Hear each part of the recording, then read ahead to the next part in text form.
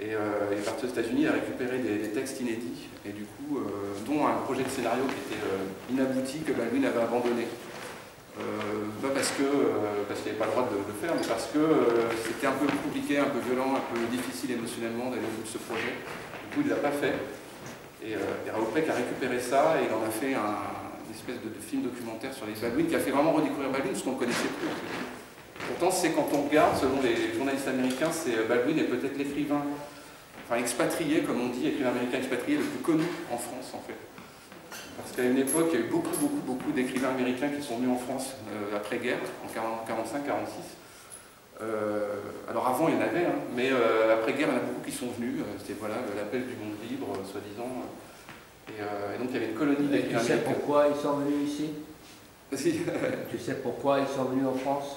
Ouais, ben ils sont venus aussi pour des raisons politiques, essentiellement. Ouais. Voilà. On avait les Saul Bellow, on avait beaucoup, d'ailleurs, tous les écrivains, les Arthur Miller aussi. Ouais. Voilà, il y avait aussi une vision politique qui fait qu'ils n'avaient pas la liberté d'écrire aux États-Unis. Du coup, ils sont venus en France pour pouvoir avoir plus de liberté de mouvement et d'expression aussi.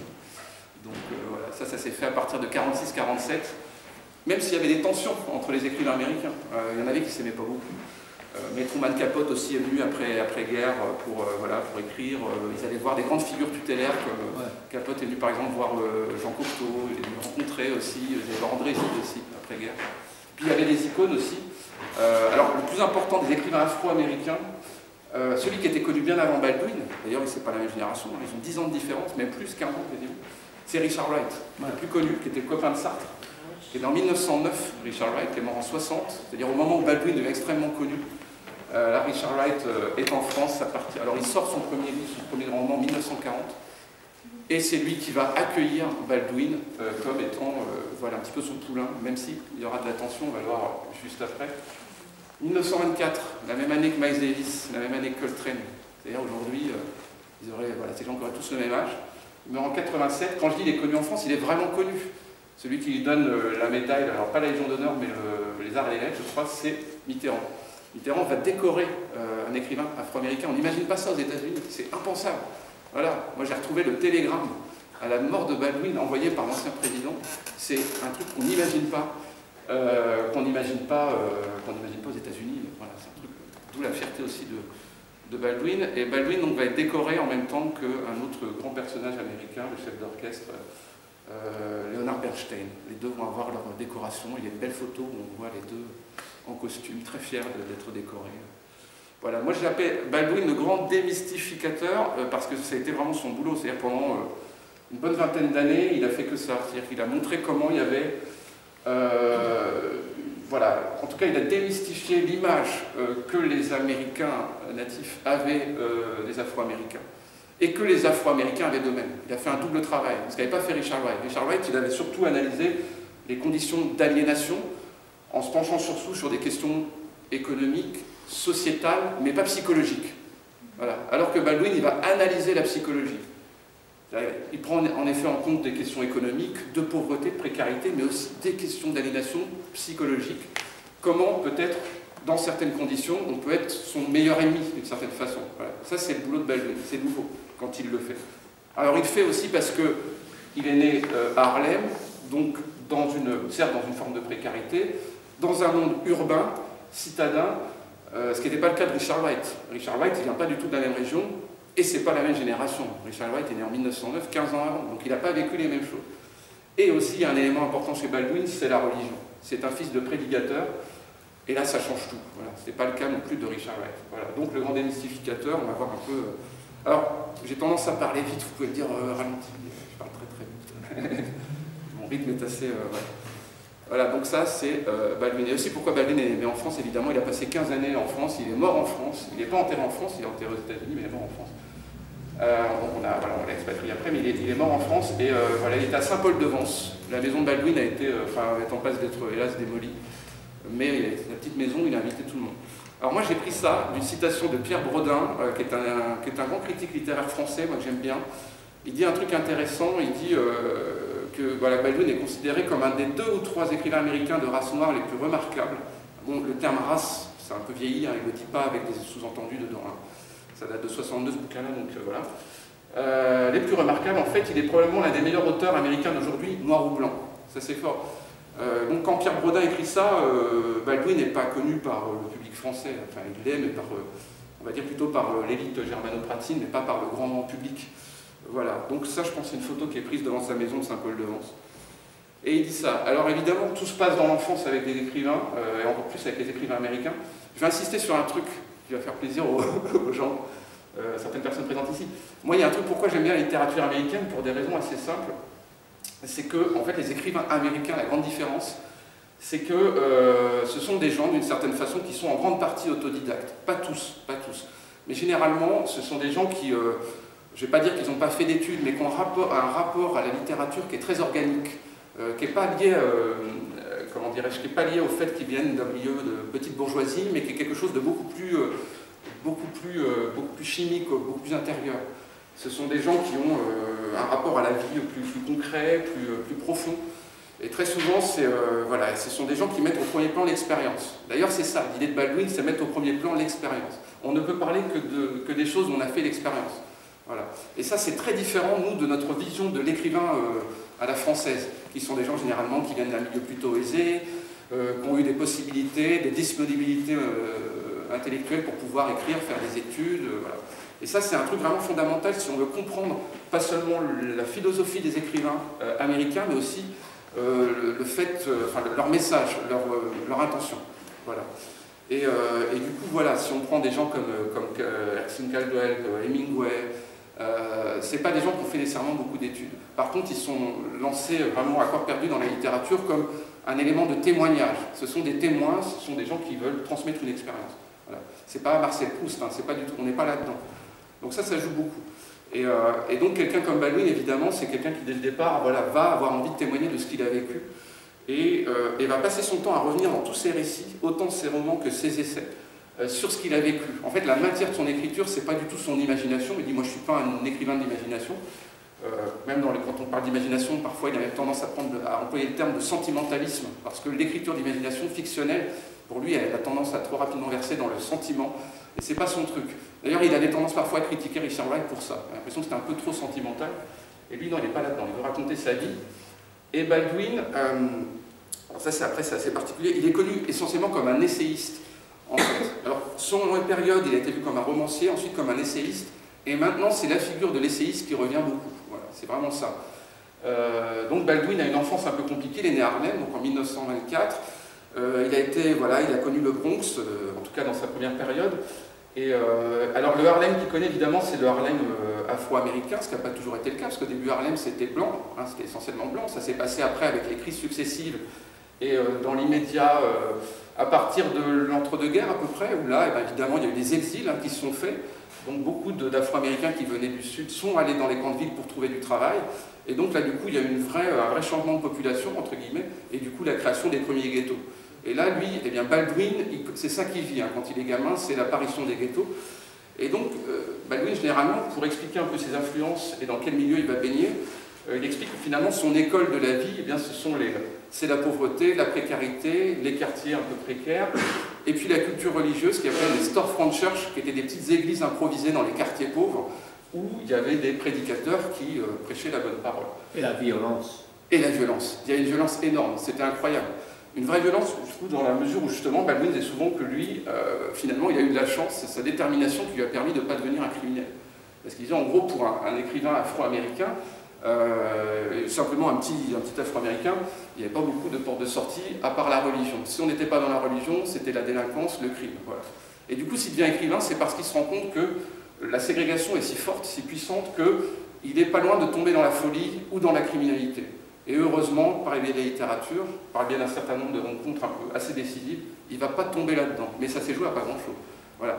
Et justement, il veut aussi montrer, et c'est aussi pour ça, moi, qui m'intéresse comme ça, il veut montrer qu'il n'y a pas non plus de fatalité. Il y a un contexte qui est quand même assez oppressant, mais il n'y a pas de fatalité. Richard Wright, dans ses romans, les grands romans de Richard Wright, Un enfant du pays, par exemple, il nous montre toujours en tout cas, il nous donne l'impression qu'il n'y a pas de porte de sortie. Voilà. En gros, si on est afro-américain, on devient criminel. On finit par tuer le chef blanc, voilà, on l'assassine. il y a une espèce de fatum comme ça duquel on ne pourrait pas sortir. Et là, en fait, Baldwin va nous dire que non, il y a autre chose, on peut devenir autre chose. C'est pour ça qu'il condamne, au début en tout cas, les romans de Richard Wright comme étant un peu trop manichéens. Et que lui va apporter une dimension psychologique. Mais il était formé d'être prédicateur. Oui, il était formé pour être prédicateur parce que son père l'était. Le papa de Baldwin, donc David Baldwin, était prédicateur. Alors il avait un métier, entre guillemets. En fait, il était travailleur manuel, il bossait dans les usines, il avait sa petite mallette, son petit costume noir, et il travaillait, et à côté, il était prédicateur, sauf que il était un peu... il avait des cauchemars. Oui. Il était quasiment névrosé en fait. C'était un obsessionnel de la religion, le papa de Baldwin. Voilà. C'était quelqu'un qui était obsédé par la question de la religion. Il détestait les blancs, il haïssait les blancs. Il disait à son fils, méfie-toi des blancs, si quelqu'un te parle, si un blanc te parle, c'est forcément qu'il a une idée derrière la tête. À tel point que Baldwin en était convaincu de ça. Il se disait, voilà, les blancs c'est le diable blanc presque, hein, ce que Malcolm X va inventer plus tard. Baldwin au début est comme ça.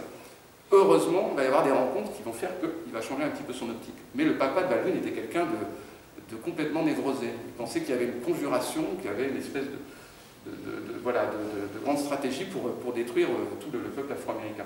Mais ça, c'était lié aussi à ses origines, hein, au fait qu'il avait beaucoup souffert et qu'il avait vécu dans la précarité. Alors, et c'était alors aussi quelqu'un, on le verra, qui était extrêmement sévère. Le père de James Baldwin est très très sévère. Parce que Baldwin appartient à une famille nombreuse, ils étaient 9 en tout. Et Baldwin, il a passé, alors lui c'était l'aîné, il a passé sa vie à élever tous ses frangins, tous ses frères et sœurs. Et en même temps qu'il tenait un gamin comme ça pour l'aider à s'endormir, dans l'autre main il lisait un livre, Dostoïevski, Tolstoï, c'était assez curieux. Donc voilà, alors l'histoire de mon enfance est une fantaisie morne et banale que nous pouvons mettre de côté après avoir simplement observé que je refuserais probablement de la vivre. Ça c'est ce qu'il nous dit là. Là j'ai mis une petite photo d'époque, comme ça, alors je vous dis, il est né en août 1924, à Harlem, dans le ghetto d'Harlem. Sa maman c'est Emma Berdis Jones.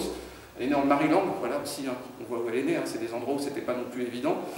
Elle était domestique, ensuite elle travaillait dans des grandes familles, voilà, elle s'occupait voilà, de domestiques. Donc, et Baldwin voyait ça tous les jours, sa maman rentrait épuisée, avoir subi des insultes, des intimidations, il l'a vécu, hein, ce qu'on entend dans certaines chansons de Bob Dylan, sa mère a vécu ça. Hein, voilà. Et puis son papa David Baldwin qui vient de la Nouvelle-Orléans.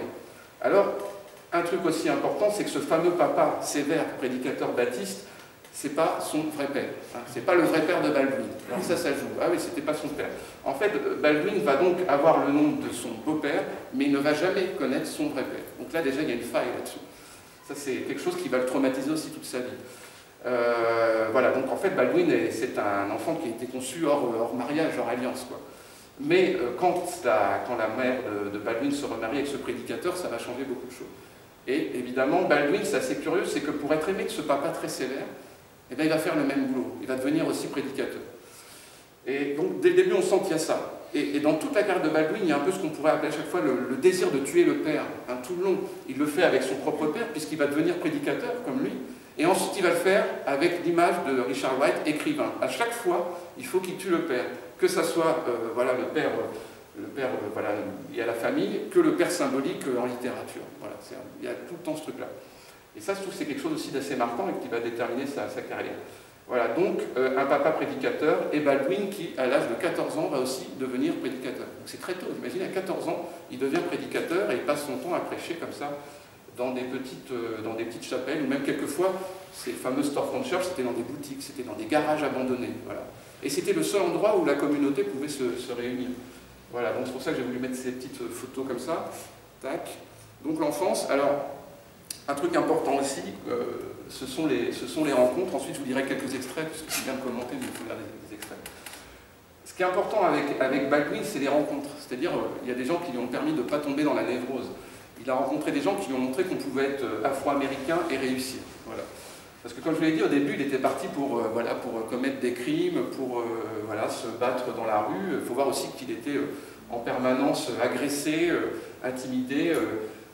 Alors déjà, au sein même de sa famille, par le biais de son père, qui était quelqu'un qui était très sévère avec lui, mais évidemment, eh bien, à travers les intimidations permanentes, la ségrégation était extrêmement forte à cette époque-là. On n'avait pas eu du tout les acquis par rapport aux droits civiques qu'il y aura dans les 60, hein, avec tous les grands syndicats, les NAACP, enfin voilà, Martin Luther King, Malcolm X, il n'y avait pas du tout eu ça. Le militantisme commençait, mais c'était vraiment c'était le début. Et du coup, Baldwin va rencontrer des gens qui vont l'aider beaucoup, notamment des professeurs. Alors, bon, là j'ai mis des noms, Mais il va, voilà, il va être remarqué par la première la première responsable de collège afro-américaine, Gertrude d'ailleurs, bon, j'ai mis le nom comme ça, mais qui va l'aider, qui va sentir qu'il y a un certain talent.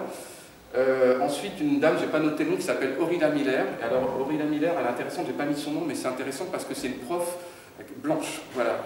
Et ça joue beaucoup, c'est que là, il va se rendre compte, en tout cas, qu'on peut être blanc et ne pas vouloir détruire tous les Afro-Américains. Et cette dame, elle va tout de suite sentir que Baldwin il est différent des autres gamins dans l'école. Et elle va lui faire découvrir des écrivains. C'est elle qui va l'aider à découvrir des auteurs, elle va l'emmener au théâtre, elle va lui faire lire des grands auteurs, elle va lui faire lire Dostoïevski, Tolstoï, Shakespeare aussi, elle va l'emmener voir plein de choses. Et je suis retombé sur un truc assez marrant l'autre jour, je ne savais pas que Orson Welles, quand il avait 25 ans, avait fait une adaptation de Macbeth. Enfin, on appelle ça le Shakespeare vaudou, c'est-à-dire qu'il a fait une adaptation et il avait engagé une troupe uniquement composée d'Afro-Américains. C'est une révolution à l'époque. C'était à Harlem. Et en fait, la professeure blanche, j'insiste là-dessus, de Baldwin, va emmener le petit Baldwin voir cette pièce de théâtre. Et là, il va être fasciné. Il va y avoir des comédiens afro-américains qui excellent et en plus qui jouent le grand répertoire européen. Et il va trouver ça magnifique. Donc, elle va lui faire lire Dostoïevski, Tolstoï, plus tard, il lira Kafka. Mais voilà, des grands auteurs. Et évidemment, il se reconnaît là-dedans. Quand il lit des romans de Dostoïevski, il voit ce que c'est que la question de l'injustice, ce qu'il voit la question de la pauvreté. Il comprend des choses comme ça. Et voilà, il va lui faire découvrir des choses. Et alors, vu qu'il a du talent, il va aller dans une autre école. Je crois que ça doit être... Ça, c'est la Douglas School. Alors, je ne vais pas aller trop dans les détails, parce que j'ai tendance à donner beaucoup de petits éléments comme ça. Qui vient du nom de Frédéric Douglass, qui est un grand abolitionniste afro-américain. Moi, j'adore, il a un look formidable. Il va aller dans cette école et là il va avoir comme professeur un certain Kunti Cullen, voilà, c'est une gravure, qui fait partie d'un mouvement littéraire afro-américain qui s'appelle la Harlem Renaissance, qui est le vrai premier mouvement littéraire composé par des Afro-Américains, qui est sublime, moi j'aime beaucoup, avec Lost and Hugs, avec une poésie qui existait bien avant la négritude d'ailleurs, au moins une quinzaine d'années avant. Et donc ce Kunti Cullen, qui est un grand professeur, qui a connu les premiers grands écrivains afro-américains, ceux du Harlem de 1918-1919, va enseigner la littérature à Baldwin et va, entre guillemets, permettre à Baldwin d'aller dans une autre grande école très prestigieuse aux États-Unis qui s'appelle le DeWitt Clinton College, dans lequel Baldwin va être scolarisé avec des gens qui vont devenir plus tard des grands acteurs, des grands comédiens. Il va rencontrer Richard Avedon là-bas, il va rencontrer beaucoup de monde. Et donc il va pouvoir commencer à publier ses premières critiques dans des revues dès les années 30. Les premiers textes, des premières nouvelles. Très jeune, il commence à écrire des nouvelles sur la guerre d'Espagne, sur des événements historiques, donc on sent que c'est des choses qui l'intéressent. Et son père, évidemment, quand il découvre ça, son père n'est pas content de voir son fils se lancer dans la fiction. Et son père le dispute pour ça. Et je suis tombé sur un témoignage où son père détruit littéralement les textes de Baldwin, du jeune Baldwin, parce qu'évidemment, faire entrer la fiction dans un monde religieux qui n'existe que par rapport à la lecture des textes et à l'Ancien Testament, c'est vu comme un scandale. Alors, un truc assez touchant, ce que fait Baldwin au début, c'est que pour rivaliser avec son père, parce qu'il cherche à être aimé de son père, donc il devient prédicateur, et en fait il devient tellement prédicateur qu'il devient même meilleur que son père. Ses prêches sont tellement enflammés qu'il y a encore plus de monde, donc son père est en colère, son père est un peu jaloux, et son père se rend compte que finalement, il le surpasse d'une certaine façon. Donc évidemment, vu qu'il est un petit peu pris de court par ça, il essaye de l'empêcher aussi de se réaliser. Et quand la professeure blanche, la professeure de littérature vient chercher le petit Baldwin à la maison, parce que généralement les seules personnes que le père de Baldwin tolère, il y en a assez peu, ce sont des gens qui viennent du monde social, plutôt des gens comme ça, qui viennent les aider, leur apporter de l'argent, ou alors parfois des gens qui viennent des syndicats. Le rôle du Baldwin quand il était jeune, c'était d'amener les cotisations syndicales de son père. Mais en gros, le père de Baldwin ne tolère personne, et encore moins des blancs, donc il se méfie.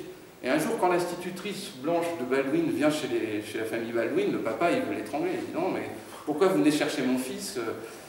Bah, moi, je veux emmener votre fils au théâtre. Ah non, il n'en est pas question. » Mais malgré tout, il laisse faire.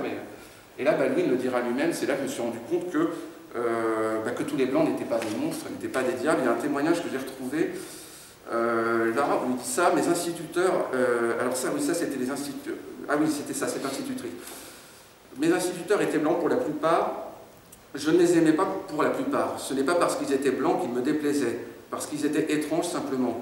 Il se trouve que mon institutrice préférée fut une dame noire, donc ça c'est la première que j'ai notée, sauf qu'il va y en avoir une autre. Plus tard, ce fut une institutrice blanche, une communiste en plus. Oula. En ce temps-là, tout le monde devait être communiste véritablement de façon évidente. Si j'avais eu 3 ans de plus, j'eusse été communiste moi aussi. Ça c'est une aparté. Cette institutrice nous donnait à manger, elle m'offrait le cinéma et bien des choses de ce genre. Ce fut le premier être humain qui me tira de cette masse monolithique constituée par les propriétaires, les prêteurs sur gage, les flics et leurs raclés. Elle m'a donné la première clé, le premier indice grâce auquel j'ai soupçonné que les Blancs sont des êtres humains. Voilà. Alors il dit, mais bon, j'ai pas gardé cette clé bien longtemps parce que j'ai commencé à travailler pour l'armée pendant la guerre. En fait, c'est particulier parce que quand il est jeune, Baldwin, même s'il y a la ségrégation, même si c'est violent, malgré tout, il est quand même assez protégé parce que la communauté afro-américaine est extrêmement soudée par le biais de la religion. Donc ça, c'est un truc qui joue aussi beaucoup. Et il faut voir aussi que dans le quartier où il se trouve, il y a beaucoup de petites communautés. Il y a des Irlandais, il y a des Écossais, voilà, il y a pas mal de gens. Il y a aussi la communauté juive qui est très présente. Donc, malgré tout, il y a quand même une forme de solidarité très forte qui fait que les gens communiquent, se parlent entre eux et peuvent aussi discuter de leurs problèmes. Eh bien, très souvent d'ailleurs pendant les prêches, dans les petites, voilà, dans les petites églises, ils peuvent un petit peu remettre tout ça au carré. Il y a des syndicats aussi qui sont assez puissants. Ce qui n'est pas le cas par exemple dans le sud, où c'est un type de ségrégation qui est vécu différemment. Ça, voilà. Donc ça, ce sont des rencontres importantes. Et puis il y a une autre rencontre aussi qui se fait, alors qui va se faire un peu plus tard, mais je l'ai quand même mis tout de suite, c'est Beaufort de Delaney, qui va être le vrai mentor de Baldwin, dans la mesure où c'est un Afro-Américain, peintre, qui assume le fait d'être peintre et qui en plus a un certain succès, un certain talent, et qui va aussi contribuer à l'enrichissement culturel de Baldwin. Beaufort de Delaney, qui est quelqu'un qui a quasiment vécu la plus grande partie de sa vie après à Paris. Il est venu à Paris dans les années 40, et il est 50 plutôt, et il est finalement plus connu à Paris qu'aux États-Unis. Et il a fait, donc voilà, c'est quelqu'un qui a beaucoup aidé Baldwin, et qui était aussi un fils de prédicateur, qui a servi de mentor à James Baldwin. Voilà. Alors j'ai mis cette phrase, sans trop y croire ni comprendre pourquoi, il enregistra le fait qu'il possédait quelque chose qui faisait défaut à d'autres, qui pouvaient s'en sortir pour se sauver, s'élever.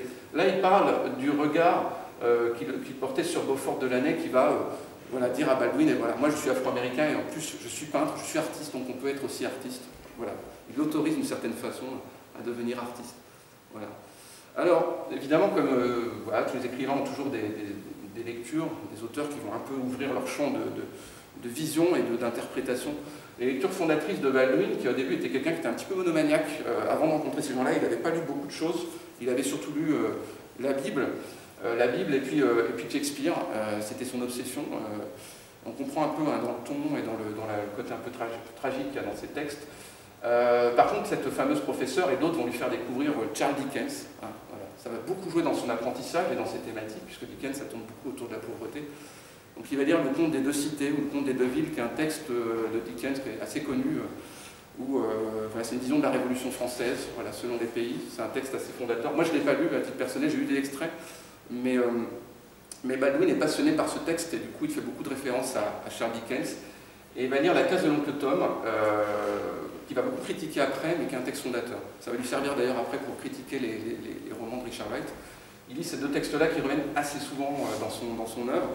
Donc Dickens, c'est Harriet Beecher Stowe.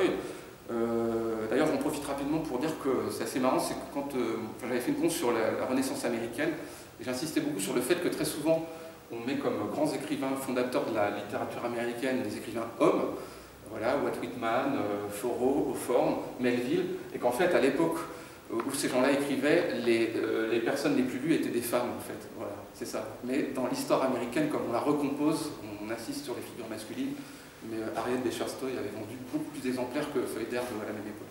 Mais bon. Voilà, donc là on a Dickens et...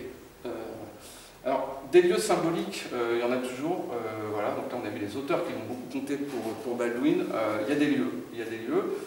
Les lieux, bah, évidemment, c'est le Bronx, Harlem aussi, voilà. Lui, il est né là. Hein. Et donc on voit la distance hein, avec le côté un peu chaotique. Et ça, c'est le fameux Dewey Clinton College où il a fait des études, qui est un lycée très prestigieux. Donc déjà, il faut se rendre compte de ce que c'est pour un petit gamin d'arriver là-dedans, à la même époque. Et là, il a une citation, je trouve intéressante.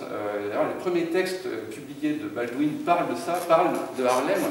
Son premier texte, c'était une commande, ça s'appelait Le ghetto de Harlem, où il décrivait la pauvreté, la violence qu'il y avait dans ces quartiers-là, que les gens ne connaissaient pas. Les gens n'avaient pas idée de la violence qu'il pouvait y avoir.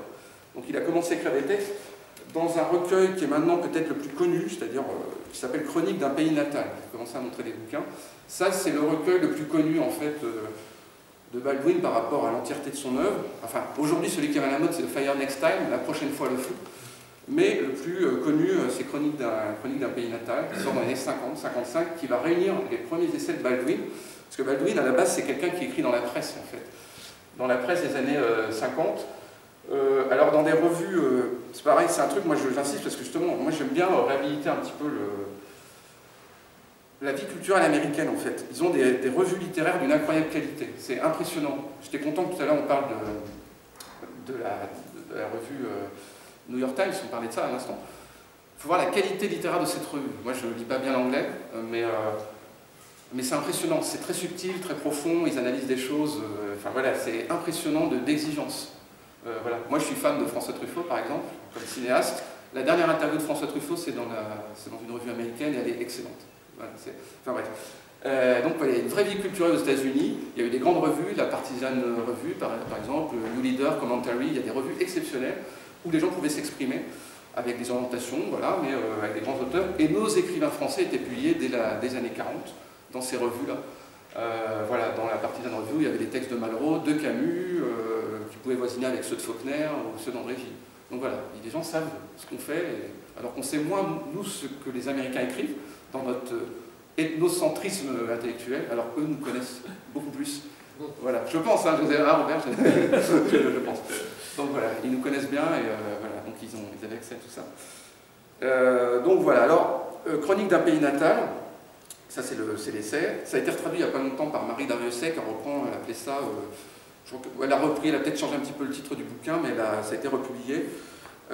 Il y a un texte qui est intéressant là-dedans, que je trouve, je vais vous lire un tout petit fragment, qui s'appelle Note autobiographique, dans lequel en fait, Baldwin donne un petit peu son CV, son curriculum vitae, explique quelque chose d'intéressant. Alors moi, je trouve que c'est assez émouvant, il parle un petit peu de son parcours, et il dit ceci, où évidemment, il donne un peu ses influences. Voilà. Alors moi, j'ai un truc que je trouve toujours marrant dans les interviews des Américains, des écrivains américains en tout cas, c'est qu'ils jouent beaucoup. Dans les interviews, il y a toujours un mélange de fiction, de réinvention et de sincérité. Parce qu'ils ont un rapport à la vie privée, ça c'est ma théorie qui est très particulier, ils ne donnent pas tous les éléments. Il y a des pièges, il y a des choses trappes. Mais là, Baldwin va tout donner et il nous explique ça. Il parle de ses influences. Voilà. Alors, lorsqu'on commence à chercher des influences, on les trouve à la douzaine. Je n'ai pas beaucoup pensé à celles que j'ai pu subir, pas assez en tout cas. Je me risquerais à citer la Bible du roi Jacques, donc ça c'est une Bible anglaise, qui est du XVIIe, c'est bref, la Bible. La rhétorique de la Storefront Church, que je vous parlais tout à l'heure, hein, la rhétorique de la Storefront Church, c'est-à-dire les prêches, les négros spirituels, les gospels, ce qu'il entendait, il doit beaucoup à ça. D'où ce côté, quand il écrit dans ses essais, quelque chose qui est toujours très emporté, on a l'impression qu'il nous fait un peu la morale, on a l'impression que c'est un prêcheur. On nous dit, mais voilà, moi ce que je vous dis va vraiment se passer, et si les Blancs continuent comme ça sera la fin du monde. Il est vraiment comme ça, il exagère tout le temps, hein, pour impressionner, pour faire peur. Hein. Ça vient simplement des prêches, hein. Il reprend cette technique-là. Et dit aussi à cette influence de la rhétorique de Storefront Church, il y a la part constante d'ironie, de violence et d'euphémisme que l'on trouve dans l'expression des Noirs, et aussi un peu de cet amour qu'avait Dickens pour le panache. Il y a sans doute un peu de tout cela en moi aujourd'hui, mais je n'en mettrai pas la main au feu. Et puis après, ensuite, il dit « Des tas de gens m'ont aidé de mille façons, mais il me semble en fin de compte que la chose qui m'a causé le plus de difficultés, et aussi le plus de satisfaction dans la vie, est le fait que je suis né noir et que j'ai dû par conséquent conclure une trêve avec cette réalité. » Alors il dit qu'après, on a beaucoup écrit sur le problème racial, mais pas de la meilleure façon selon lui. Hein. Il envoie déjà des typiques à Richard Wright. Et puis ensuite, il va employer une expression que je trouve assez intéressante. Alors il va parler du rôle de l'écrivain.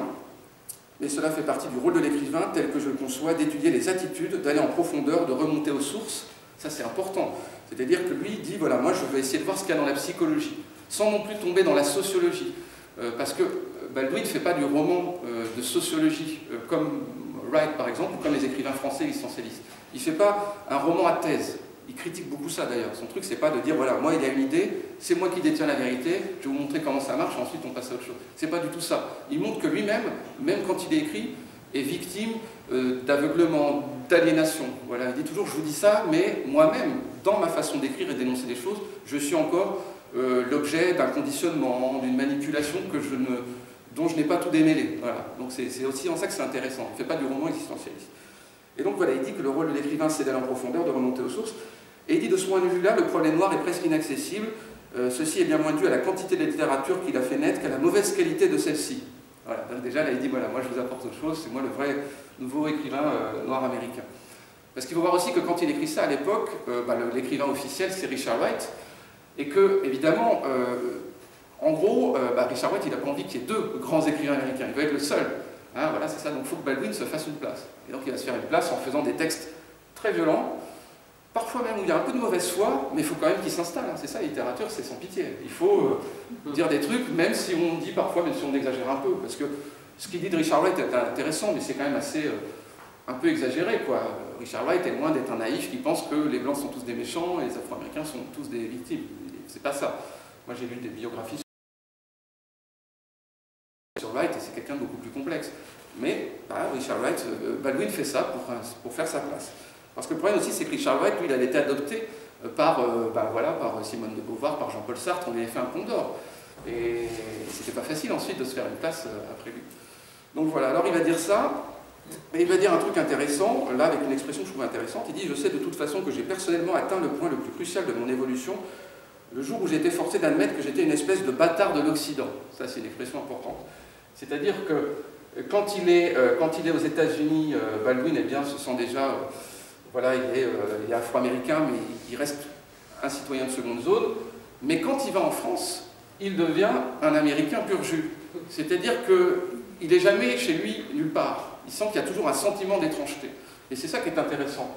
À un moment donné, il doit faire une conférence à la sortie de cet essai-là, de Chronique d'un pays natal. Il va en Angleterre et il va faire une conférence sur son bouquin. Et je crois qu'il passe dans un musée, au British Museum. Et là, au British Museum, il y a quelqu'un qui a un type d'origine africaine qui est là et qui interpelle Baldwin en lui disant « Mais en fait, toi, tu viens d'où? T'es quoi toi ?» Il dit « Moi, je suis afro-américain. » Il dit « Je suis afro-américain. »« Oui, mais d'Afrique, tu viens d'où d'Afrique ?»« Ah bah, j'en sais rien, moi, je suis afro-américain. » Voilà, tac. Et là, il sent qu'il y a un truc. Il dit « Mais en fait, je ne peux pas vraiment communiquer avec lui. On ne peut pas. » Ça, il va le sentir. Et de la même façon, quand il sera à Paris, il ne va pas particulièrement communiquer avec la communauté antillaise parisienne, parce que ce sont des histoires des origines différentes. Voilà. Et c'est ça qui est marrant, il est à Paris, il écrit ses essais en années 50, et quand il est à Paris, c'est la période de la guerre d'Algérie.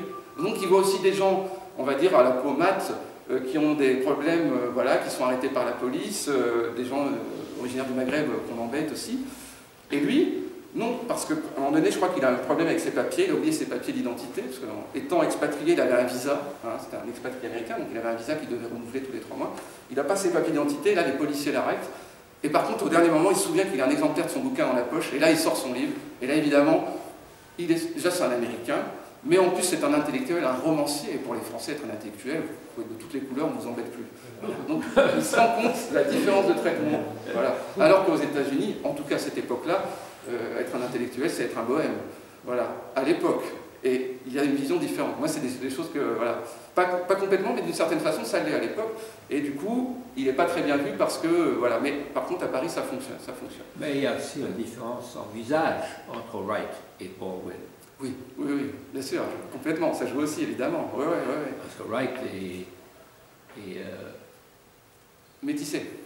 Oui, il y a du mélange. Plutôt blanc en visage. Plus clair de peau, bien sûr, et ça joue. Oui. Ouais. Et tu vois, là aussi, il y a des différences. Complètement. Alors ça, je suis très content que vous en parliez, parce que moi, je l'aborde dans mes trucs, et c'est toujours des points extrêmement subtils aussi. Et c'est vrai, bien sûr, tout à fait, et on le voit. Moi, j'ai relu parce que Baldwin était présent à la conférence à la Sorbonne en 1956, la grande conférence. Alors, il n'est pas intervenu, hein, mais la fameuse conférence sur tous les écrivains, la diaspora africaine, donc il y avait Césaire, il y avait Senghor, ça avait été organisé, et puis Alioune Diop qui avait organisé ça pour Présence africaine, donc il y avait tous les grands auteurs, que ce soit caribéens, afro-américains, qui étaient là. Celui qui représentait la délégation américaine, c'était Richard Wright, c'était pas Baldwin, Baldwin n'était que journaliste. Et c'est assez marrant, parce que j'ai relu vraiment tout le compte-rendu de Baldwin, et en fait c'est marrant quand Baldwin décrit, alors après s'il y a la traduction française, ce serait bien d'avoir accès au texte original, mais quand il parle de Césaire et quand il parle de Senghor, les termes qu'il emploie pour décrire la couleur, si j'ose dire, c'est aussi révélateur, ça veut dire des choses, c'est assez marrant. Et Baldwin était présent, et ça c'est aussi bien sûr des choses qui jouent, bien sûr. Et même parmi les Noirs, Baldwin avait un visage vraiment plus foncé de peau, bien sûr, et son papa était méchant avec lui, hein. Il le décrivait, Baldwin avait de gros complexes, hein. Son père était très méchant quand il le décrivait, c'était très violent, hein. C'était très méchant en fait. C'est un peu comme le père de Michael Jackson, c'est super dur, et donc il avait aussi des complexes et tout ça, c'était particulier. Et ça, donc du coup, voilà, alors il y a toute une communauté aussi comme ça, il y a toutes ces questions-là qui rentrent en compte. Et donc il y a aussi donc, les fameuses influences dont il parle, j'ai parlé de la Storefront Church, il y a tout ça. Et ensuite il se dit, voilà, il dit qu'il est un bâtard de l'Occident, et ce qui est intéressant, il dit, voilà, en remontant au cours de mon passé, je ne me retrouvais pas en Europe mais en Afrique. Cela signifiait d'une certaine manière subtile mais vraiment profonde, j'avais devant Shakespeare, Bach, Rembrandt, les pierres de Paris, la cathédrale de Chartres et l'Empire State Building, une attitude spéciale. Et là il va avoir le sentiment qu'en fait, il dit ces choses n'étaient pas vraiment mes créations, elles ne contenaient pas mon histoire. Il va avoir un sentiment de, je ne vais pas dire d'infériorité, parce que ça c'est un peu facile, ça serait une... mais de trouble. C'est-à-dire c'est marrant, il y a tout ça, il traverse la France, il voit tout ça, mais il a l'impression que ce n'est pas sa création. Donc il se dit, mais voilà, moi comment je me situe par rapport à tout ça, à toute cette construction-là, qui m'aliène, qui m'oblige finalement à avoir l'impression que moi je n'ai rien apporté en fait à cette culture-là. Je repense à ce qu'avait dit Césaire pendant l'ouverture de la conférence de la Sorbonne en 1956. Il avait dit, il est temps maintenant que l'homme noir entre sur la grande scène de l'histoire. Voilà, lui, il a l'impression que ce n'est pas encore fait à ce moment-là. Là, d'ailleurs, on est en 1955 quand il écrit ça. Et voilà, donc du coup, en même temps, il veut essayer finalement de trouver les ressorts psychologiques qui font qu'enfin la communauté afro-américaine va se rendre compte qu'il y a des choses à dire et qu'elle peut sublimer son expérience de la ségrégation pour en faire des œuvres d'art. On a l'exemple avec Beaufort de Laney, avec le peintre, et Baldwin va être aussi cet auteur-là qui va donner aux Afro-Américains la possibilité de comprendre les processus d'aliénation, en sortant du schéma binaire de Wright. Donc ça, c'est ce qui va se passer à ce moment-là. Alors évidemment, il y a un personnage quand même, un écrivain qui compte et qui respecte plus que Wright, c'est Ralph Ellison, qui va écrire L'Homme Invisible, qui est un roman qui sort en 52, qui est un texte finalement auquel Baldwin donne plus de cohérence et de crédibilité que les romans de Wright. Même s'il est bien, il aime bien les romans de Wright, mais pour lui c'est ça. C'est surtout Ralph Ellison, qui est très très connu, qui a écrit qu'un livre. Il a écrit des essais, moi que j'aime bien, que j'ai lus, qui sont excellents, qui ne sont toujours pas publiés en français. S'il y a quelqu'un qui veut les traduire, ben, ils sont formidables. Mais Ellison a une approche assez subtile de la question noire, en fait, où il dit qu'il y a, et je sais pourquoi il aime Ellison, qu'il y a quand même des moyens d'échapper à l'aliénation intégrale. Il parle notamment de l'ironie, du leurre noir, L-O-R-E. C'est un terme qu'il emploie pour dire qu'il y a des possibilités de contourner la ségrégation avec une certaine mise en distance de l'oppression blanche. Et ça, c'est Ellison qui met ça à jour. Ce que Wright ne fait pas. Wright, il dit on est condamné, et le seul moyen qu'on a, c'est de planter le mec qui nous a insultés, il n'y a que ça. Baldwin dit qu'il y a d'autres possibilités. Donc ça va être ça. Donc voilà, Ralph Ellison qui est un peu peut-être celui qui est avant. Alors, il a une expression que je trouve assez émouvante. Baldwin, il dit, moi je vais être un honnête homme et un bon écrivain. Ça, c'est la phrase qui conclut ses notes autobiographiques. Je trouve que c'est très très beau. Je vais être un honnête homme et un grand écrivain. Quand on parle de Baldwin, en fait, pourquoi on est un peu oublié, c'est que Baldwin, en fait, il est surtout connu pour La prochaine fois le feu, qui est un texte en fait qui sort en 63, où ça écrit une lettre à son... Alors, il appelle ça lettre d'une région de mon esprit, c'est une lettre, je crois, à son petit-neveu. Et ça sort pour les 100 ans de la... C'est la déclaration de... pas d'indépendance, mais de... C'est pas l'indépendance, mais c'est un texte de Lincoln qui date de 1863 et que, un siècle après, Baldwin va écrire un texte en hommage à la déclaration de Lincoln, c'est d'émancipation en fait, déclaration d'émancipation, qui va donner la possibilité aux Afro-Américains de sortir du joug. Mais un siècle plus tard, Baldwin va écrire ça pour commémorer cet acte-là. Et donc c'est ça qui va le rendre célèbre en France, hein, parce qu'en fait ça c'était publié, ce texte-là va être publié par extrait dans la presse française. Sauf que peu de temps après, Baldwin, qui jusque-là était vu comme je ne vais pas dire un modéré, mais un intégrationniste d'une certaine façon, oui, ouais, quand même, quelqu'un d'assez modéré qui cherchait un équilibre en fait entre les deux, eh bien, suite à l'assassinat de ses trois camarades, Martin Luther King, Malcolm X et Medgar Evans, va se radicaliser. Il va se radicaliser, il va avoir l'impression que finalement les méthodes pacifiques de Martin Luther King ne sont pas efficaces, et là il va se radicaliser, il va commencer à s'intéresser un peu plus aux Black Muslims et puis à Malcolm X. Et là il va être vu comme quelqu'un d'un peu plus frontal, plus agressif, plus tendu, prêt à opter pour des solutions armées pour faire advenir, ou en tout cas pour accélérer la question des droits civiques. Parce que pour lui, justement, voilà, cette provocation, ces assassinats à répétition vont faire que pour lui, le NAACP, c'est-à-dire le collectif de Martin Luther King, n'a pas les bonnes méthodes. Et là, il va du côté de Malcolm X. Du coup, après, on a une image un peu négative. C'est-à-dire, si vous voulez, en gros, Baldwin, quand il était publié en France, il n'était pas publié tout de suite chez Gallimard, il était plutôt publié dans des maisons d'édition assez marxistes, assez engagées. On a oublié maintenant, mais voilà, dans des trucs comme Maspero, qui étaient des gens qui... Voilà, quand on parle de Baldwin, c'est dans des bouquins sur Malcolm X, quoi. On en parle comme ça, donc il avait une image assez tendue après. même si il y a des trucs maintenant qu'on peut trouver sur Internet, des entretiens avec Baldwin, où donc la première fois qu'il passe à la télé, c'est en 1956, il passe dans une émission alors c'est Pierre Dumayet, non c'est Pierre Desgroupes qui l'invite pour son premier roman, que je vais aborder dans pas longtemps, qui s'appelle Les élus du Seigneur, et là il est invité en 1956, c'est très très soyeux comme ambiance, et alors il parle un français assez moyen, il n'a jamais vraiment voulu apprendre, je pense pas que c'était une provocation, il parlait très très mal français alors qu'il a vécu toute sa vie en France. Et donc voilà, il parlait de son premier roman qui dès le début va être acclamé par toute l'intelligentsia parisienne. Et donc il passe la première fois en 1956 à la télé française, et ensuite il repasse, il y a un bel entretien avec Dumayet en 1972, où là il présente de Chasser de la lumière, voilà. Où là c'est plus tendu, c'est un autre climat, quoi. Et les interviews sont toujours assez intéressantes. Voilà. Et alors tout à l'heure j'étais un petit peu, je disais oui, aux États-Unis, le rôle de l'intellectuel, mais il y avait quand même dans les 60 des débats intéressants à la télévision américaine, avec Norman Mailer par exemple. Il y avait des tables rondes qui duraient plus de 2 heures, mais toujours entrecoupées de publicité. Voilà. Mais il y avait des vraies rencontres et des choses assez passionnantes. Et les Américains, par contre, les écrivains américains ont un sens du show, de l'entertainment, pas tous, mais des gens comme Norman Mailer, comme Gore Vidal ou comme Saul Bellow, par exemple, voilà, qui est un type passionnant, un immense écrivain juif. Qui n'était pas très tendre avec Baldwin, mais qui est un immense auteur et qui lui par contre a été couronné.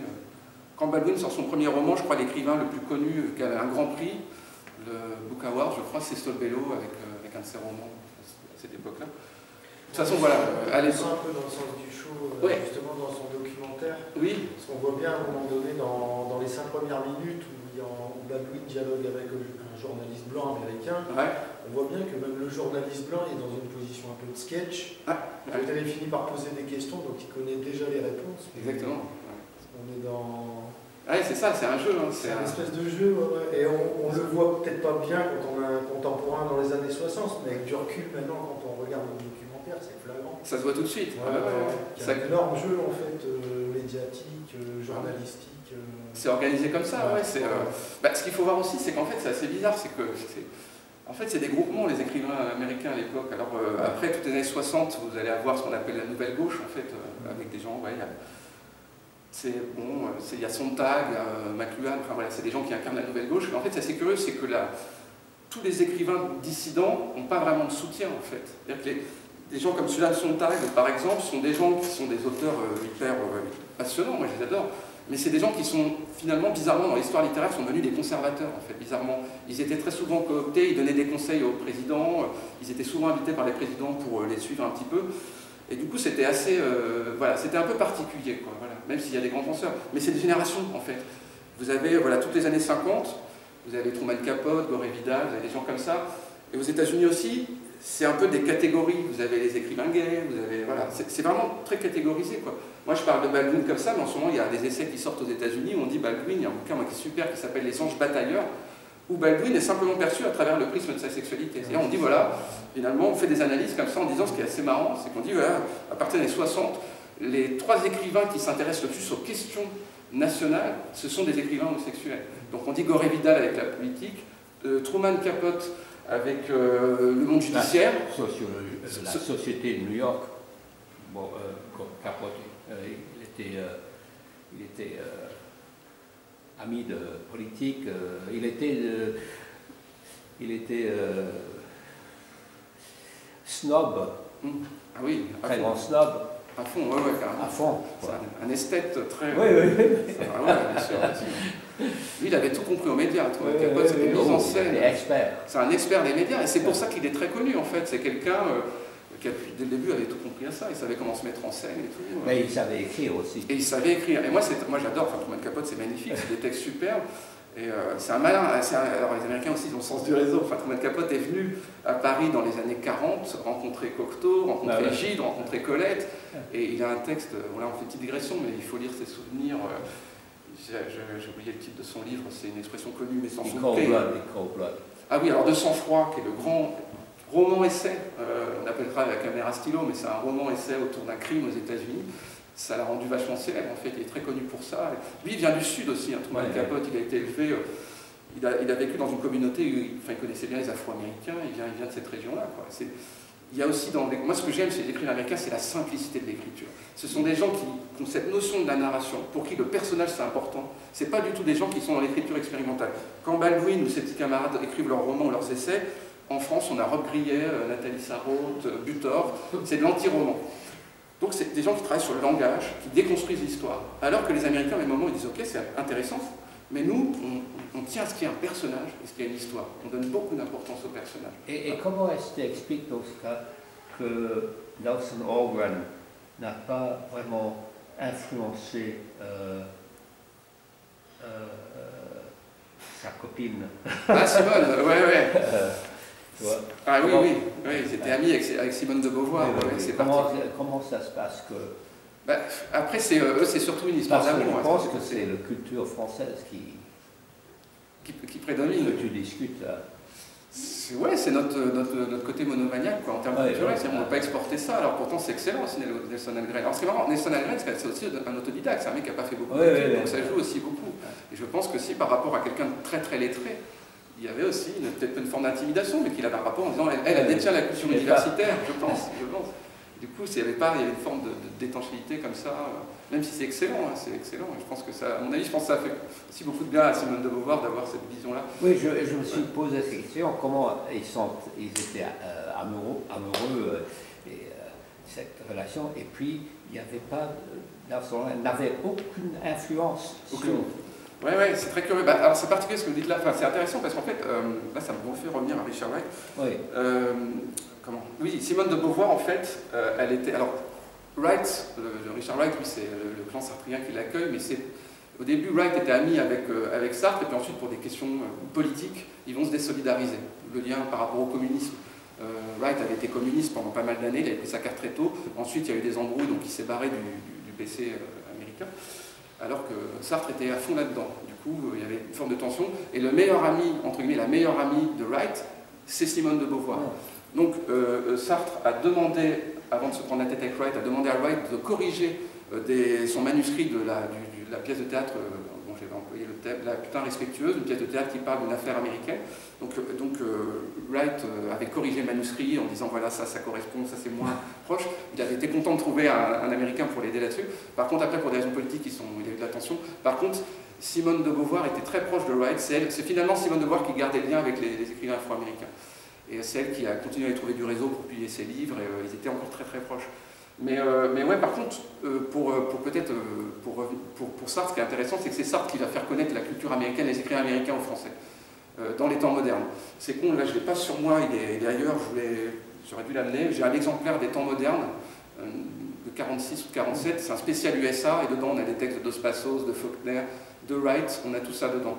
On a tous les textes voilà, il y a des revues entièrement consacrées à l'Amérique dedans, et Sartre était fasciné par l'Amérique, il y allait souvent, il adorait la culture américaine, il adorait ça.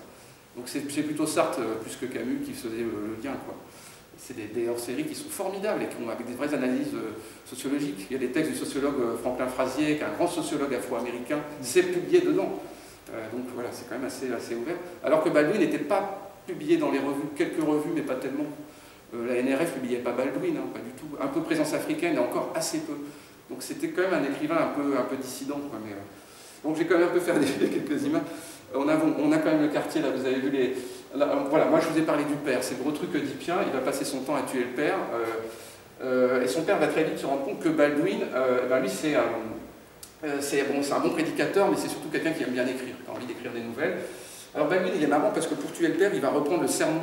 Le sermon préféré du père, c'est « mets ordre à ta maison ». Voilà, « mets ordre à ta maison », ça veut dire, voilà, organise ton univers comme ça. Mais c'est aussi cette idée alors en fait, voilà, dans le truc des Afro-Américains à l'époque, c'est cette idée qu'il y a une espèce de fatalité. C'est-à-dire que les Afro-Américains passent leur temps à travailler non pas sur le Nouveau Testament, mais sur l'Ancien Testament. Et dans l'Ancien Testament, il y a une lecture un peu dramatique du destin afro-américain. C'est-à-dire qu'on les conditionne à penser que, c'est ce qu'on appelle les enfants de Cham, c'est pris dans l'Ancien Testament, c'est cette idée qu'ils sont condamnés. Alors c'est compliqué, il y a une parabole qu'il y a dans l'Ancien Testament, cette idée qu'en fait, je crois que c'est le fils de Noé qui a vu son père nu, et qui, l'ayant vu nu, a été condamné à toutes les générations à subir l'oppression. Voilà, ils sont mis en esclavage à cause de ça. Et le suprématisme blanc a exploité cette parabole de la Bible pour faire croire aux Américains que ce qui méritait, c'était écrit dans l'histoire. On les a conditionnés comme ça. Et donc les Afro-Américains se sont convaincus de cette histoire-là. Et ce qui choque Baldwin, c'est que finalement, et son père finalement, à sa façon, contribue à aliéner son propre peuple en répétant ces prêches qui font croire que les Afro-Américains n'ont pas d'autre solution que de se mortifier en permanence et de se dire que quand ils sont morts, ça sera plus sympa et que les choses changeront, et qu'en attendant, eh ben, il faut qu'ils vivent dans leur coin et qu'il ne faut pas trop analyser la situation. Et ça, il en a marre, parce que, évidemment, pour un gamin de cet âge-là qui commence à lire Dostoïevski, qui lit Tolstoï, qui lit des auteurs comme ça, eh ben, il se rend compte qu'il y a des possibilités d'échapper à tout ça. Donc il se rend compte qu'on peut éviter de se condamner comme ça. Voilà. Par contre, au quotidien aussi, ce qui lui donne envie d'écrire, c'est qu'il voit ses meilleurs potes se suicider, se jeter au-dessus du pont George Washington parce que leur petite amie est blanche et qu'à cause de ça, on n'a pas voulu qu'il... voilà. Il vit ça aussi au quotidien, donc il comprend ces choses-là. D'ailleurs, voilà, le fameux exil de Baldwin en France vient de ça. Baldwin décide de quitter son quartier quand il a à peu près 14 ans. Il arrête d'être prédicateur parce que son meilleur ami, Eugene Stone, je crois, Eugene Roy, se suicide, se jette du haut du pont George Washington, se suicide par dépit, parce que, à cause de la ségrégation, parce que voilà, il était amoureux d'une blanche, et la famille ne l'a pas accepté à cause de ça, et il est devenu complètement fou, quoi. Un jour, il a vu Baldwin, il a appelé son copain Baldwin, ils ont discuté un peu, et Baldwin il lui a dit, voilà, qu'est-ce que tu penses de tout ça, quoi? Est-ce que tu penses que les choses s'arrangeront un peu? Et il dit non, je pense pas, il faut se battre, il faut tomber, il va peut-être falloir qu'on se réveille et qu'on soit peut-être un peu plus vindicatif. Et lui disait non, mais il y a l'amour, il faut qu'on s'aime, ça va s'arranger. Non, non, moi je crois pas. Et son copain lui dit mais toi tu es un poète, tu devrais être un peu plus léger. Et il dit non. Et là il dit que quand son copain a entendu ça, il s'est mis à pleurer. Et un mois après, il a appris, Baldwin, un mois après avoir vu son copain pleurer, il a appris que son copain s'était jeté du haut du pont. Et il a dit, voilà, quand j'ai su ça, déjà j'ai regretté de lui avoir répondu ça, mais surtout je me suis dit que si les choses continuaient, j'allais moi aussi finir par me jeter du haut d'un pont. Et donc à ce moment-là, il a décidé de partir pour la France. J'aurais bien aimé vous retrouver le petit extrait de ça, là, où il dit ça à son pote, qui s'appelle Eugene Roy, qui était un peu plus jeune en fait, mais je ne sais plus si je vais le retrouver là-dedans. Mais ça a été une violence folle, parce que c'est un élément fondateur, quoi, révélateur. Je ne sais plus si j'ai le truc sous les yeux là, mais ça a beaucoup joué dans son choix de quitter Harlem. Ça, c'est l'extrait que je viens de vous dire, qui est un extrait assez émouvant, c'est dans Retour dans l'œil du cyclone. Voilà. Ça, c'est un recueil d'essais, ça a été réuni par Toni Morrison après la mort de Baldwin. Toni Morrison, qui est importante, elle était aux obsèques de Baldwin avec le roi Jones, super écrivain, une essayiste, il faut vous jeter sur ses bouquins. Il y a un bouquin qui s'appelle Jouer dans le noir, Playing in the Dark, c'est exceptionnel. C'est elle qui va reprendre un certain nombre de théories de Baldwin, en fait. On verra après, mais comment le personnage noir dans la littérature américaine dit aussi des choses sur les blancs. Voilà. Donc, mais on verra aussi, c'est des trucs que Baldwin avait mis au point. Voilà. Et moi, vous dites s'il y a trop de trucs ou s'il faut ralentir. Oui, Didier, tu ralentis un peu. Ouais, si c'est un peu speed. Ouais. Tu me dis, hein, parce que moi, il y a un vrai rythme. Premier roman de Baldwin, je vous en ai parlé. Alors, on a retraduit par La Conversion. Le titre, en France, sa première traduction, ça s'appelait Les élus du Seigneur. Il a fallu 9 ans pour l'écrire, 9 ans, parce que c'est un texte, ça a été compliqué, parce que Baldwin, il fallait qu'il accouche de ce premier roman, quoi. Parce que dedans, il raconte sa vie. Il raconte sa vie et son premier roman, qui va commencer à écrire aux États-Unis et qui va terminer en France. Ça s'appelait, donc au début, il y a eu plusieurs titres, il avait tenté plusieurs moutures. Il y avait, excusez mon anglais, In the Father House, non c'est ça, la maison du Père, voilà. Après ça s'appelait Crying Holy, et après ça a été Les élus du Seigneur. Et les Français l'ont retraduit il y a une dizaine d'années de ça par La Conversion, puisqu'il s'agit vraiment d'une conversion, avec l'histoire d'un petit gamin qui s'appelle John Grimes, qui est un jeune homme.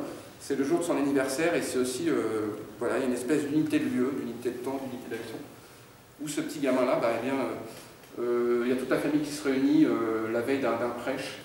Et on sent qu'à ce moment-là, tout le monde s'est réuni et on va être un peu dans la tête de tous les personnages. Et on va savoir le parcours de tous les personnages. C'est une famille. Et c'est un gamin qui fait son premier prêche, quoi, qui se sent accepté dans cette famille-là de religieuse et qui ensuite va se rendre compte qu'il arrive à exister par rapport à son père. C'est vraiment une histoire familiale. Il y a de grandes influences. En fait, Baldwin va être très influencé par James Joyce, parce qu'il y a beaucoup de monologues. C'est une construction qui est moderne, tout en étant compréhensible, où on a voilà, 3 récits simultanés, on se promène dans l'esprit des différents personnages, dans l'esprit du beau-père de Baldwin, qui s'appelle, je crois, Daniel Grims, qui est le papa, dans l'esprit de la mère de Baldwin et de sa famille.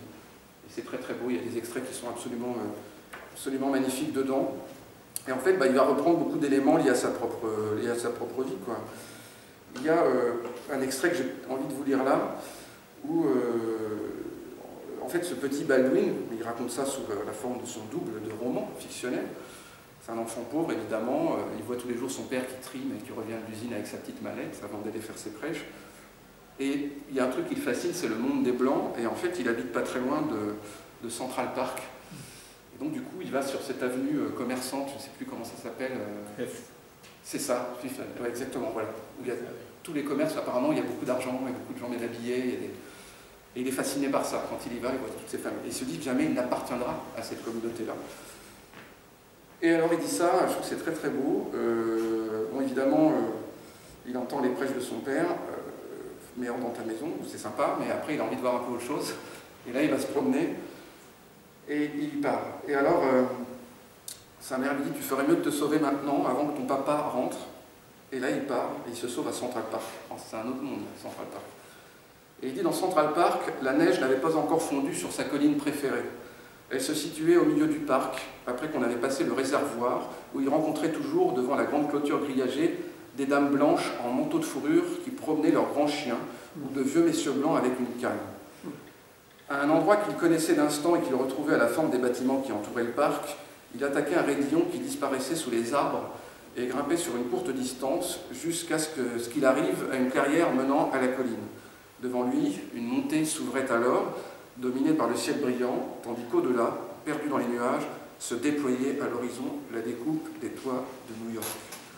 Sans savoir pourquoi, il sentit monter en lui des sentiments d'exultation et de puissance, et grimpa en courant à la façon d'une machine ou d'un fou, prêt à se jeter, la tête la première, dans la ville qui étincelait devant lui.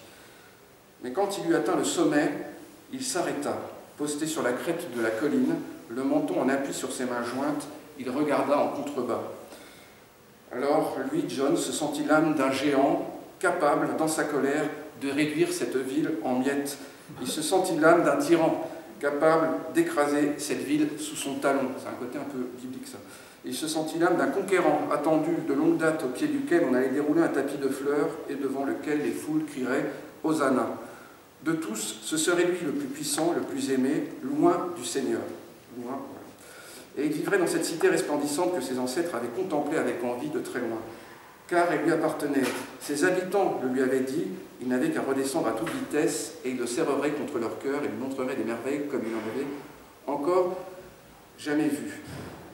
Pourtant, au sommet de cette colline, il s'attarda, il repensa aux gens qu'il avait rencontrés dans cette ville, dont les prunelles ne reflétaient aucun amour pour lui. Il songea à leur démarche tellement brusque et pressée, à leurs habits gris foncé, à la façon dont ils passaient à côté de lui sans le voir où, sinon à leur sourire supérieur, et à leur lumière qui ne cessait de s'allumer et de s'éteindre au-dessus de sa tête et au fait qu'il était un inconnu là-bas. Puis il repensa à son père et à sa mère et à tous les bras déployés pour le retenir et le sauver de cette ville où, disait-on, son âme allait connaître la perdition. Alors, il y a une scène qui est marrante, c'est qu'il y a l'ambiguïté, elle est fascinée par les lumières de la ville. Hein. On pourrait s'imaginer dans les films de Woody Allen avec du Gershwin et puis les beaux immeubles, on n'est pas loin de ça. Et en même temps, évidemment, il est tellement conditionné par les prêches qu'il se dit en même temps, bon, je ne vais pas y aller parce que là c'est la perdition, c'est Moloch, c'est Cham, c'est Baal, c'est tout ce qu'on veut, c'est terrible. Donc il n'y va pas. Et en même temps, voilà, donc il voit ça, et il y a une scène qui est assez marrante, c'est qu'il va au cinéma. Baldwin adorait le cinéma. Et au cinéma, il voit des films avec comment elle s'appelle cette actrice américaine, j'ai oublié là, une actrice qui aimait beaucoup, qui avait un visage assez dur, qui jouait dans des polars et tout. Et il voit des films, et il va voir un film où il y a des scènes assez glauques, avec des femmes très maquillées. Et là il se dit, mais mon père a raison, c'est ça la ville américaine, les blancs c'est la luxure, c'est la perdition, c'est la violence, il ne faut pas que je tombe là-dedans, sinon j'irai en enfer.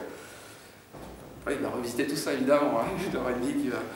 Mais il voit tout ça, donc il va à Broadway, il voit le monde comme ça, et il trouve ça effrayant, tellement il est conditionné. Je ne savais pas. Ouais. Il s'est baladé comme ça. Oui, si, ouais, c'était vraiment un promeneur, c'était quelqu'un qui déambulait, qui allait...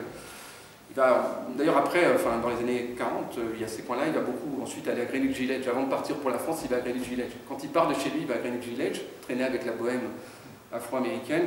Et c'est là aussi qu'il va commencer à faire les premières expériences directes de ségrégation. Et ensuite, alors le grand choc, c'est quand il va dans le New Jersey, travailler dans une usine d'armement pour gagner sa vie. Alors il a fait plein de petits boulots. Il a travaillé dans parfois des usines de confection, chez des modistes, il a travaillé dans des restaurants, il a été livreur, enfin les boulots des écrivains américains.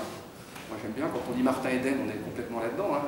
Et il fait des boulots comme ça, et il fait un travail, il travaille dans une unité d'armement, il va être confronté à la ségrégation, il va tomber sur un type, je ne sais plus d'où il vient, mais un type qui vient d'un autre état et qui le regarde avec un regard, il est prêt à le planter, quoi. Et là c'est la première fois qu'il va commencer à intérioriser ça. Avant il était encore à peu près protégé, sauf quand il sortait de son quartier, mais là il va le vivre vraiment. Et ensuite, dans les années 60, quand il va commencer à faire des reportages pour des magazines, il va aller dans le sud, il va aller dans l'Alabama, il va aller à Selma, à Birmingham. Là, il va voir, il va vivre la ségrégation vraiment. Et là, ça marche le plus, c'est-à-dire que lui, il est vu, il arrive dans des bars où les types le regardent comme ça, et on l'emmène dans l'autre salle de restaurant. Je dirais un extrait d'ailleurs de ça, où là, c'est assez prenant. Où là, il se dit, mais je vais me faire tuer, quoi. Donc il y a ça. Alors ça, c'est un extrait de son premier roman. C'est un roman absolument magnifique, qui est très intelligemment construit. C'est son plus connu. Il y a des gens qui préfèrent l'autre, La Chambre de Giovanni. Moi, j'aime beaucoup La Conversion. Je trouve que c'est un roman exceptionnel. C'est maîtrisé du début à la fin. Alors, parfois, c'est un peu emphatique, parce qu'il avait envie de tout mettre dedans. 9 ans pour l'écrire, quand même.